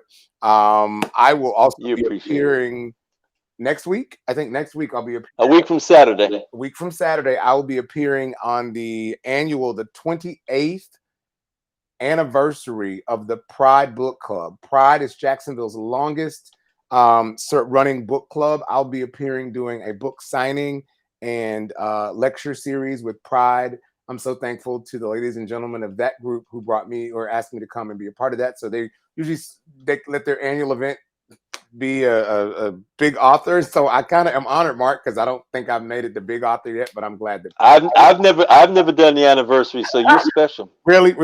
I've never done the anniversary. Well, everybody, thank you so much for being here. And I want to make sure I promoted your projects, but we have a really big responsibility. Fred said it best earlier. Our responsibility is to make sure that we are doing our best to work as hard as possible to be intelligent about the decisions that we make, whether it's an election or whether it's the people that we bring into our lives. Let's make sure that we're doing our part to ensure that those choices that we make that will reverberate for generations to come are done in intelligence, are done in research, and are certainly done with the passion of love that's within. All right, that's Rockman. And I want to say to you and Fred, when you guys, after this pandemic is stemmed quite a bit, when you guys have your little meetings, invite the old man too. I like to listen. I like to get involved to hear what you guys are talking about. I think Fred, you're muted. You're muted, Fred. Oh, there you go. Go ahead. It says muted again. I'm gonna unmute. No, I got you. There you go. You good? We good now? I take my hands off. Don't touch it. Okay, I'm good. I'm gonna put my hands behind my back when I talk now. I was saying it'd be a great idea, Mark. I said we need an elder to bring everything around. We give respect and to you. I appreciate you being a part of the show, even though I appreciate me being a part of Rock and putting this all together. And right, Rock, we should get together more often, have these discussions, and encourage more people just to again listen to the ideas. Let's all work together. I think we all got it. We all want to help people. Let's figure out where we can find that common ground and go put some work in. We got families out here. We got people hurting, and that's going back and forth arguing ain't helping nobody at all. Let's make it happen. As always, you can find me on the Rockman Experience or on Twitter, which I tweet often. All right, we'll see you next time on the Rockman Experience. Thank you. All right, have a good night. Peace. This week's The Rockman Experience is brought to you by the Jacksonville Free Press newspaper, bringing you quality urban news for more than 30 years. PMP Nutrition and Supplements. Want your summer body? Go to pmpnutrition.com. They'll get you exactly where you need to be. Heart SEO, internet marketing and web design for those who are ready to make their business soar. HeartSEO.com. And now, one of the hottest podcasts in the country. It is The Rockman Experience. Just like on the earth, through death comes life. There is something in the atmosphere of Edgewater College. What about vaping and the effects on the lungs? It was a symbol of we can. Rockman was a man of the city, you hear me? You're inside The Rockman Experience. It's the Rockman Experience. The Rockman Experience. The knowledge that he dropping, most dismiss it, make you curious. And we can't mess this up, cause you know he gon' be furious. He bring the news to you, cause it's the truth, ain't no stopping it. Say you didn't know, well, here's the proof coming from Rockman Johnson, ain't no straight out of Compton. Duval County with that way that we rockin'. Now you tuned in to the Rockman Experience.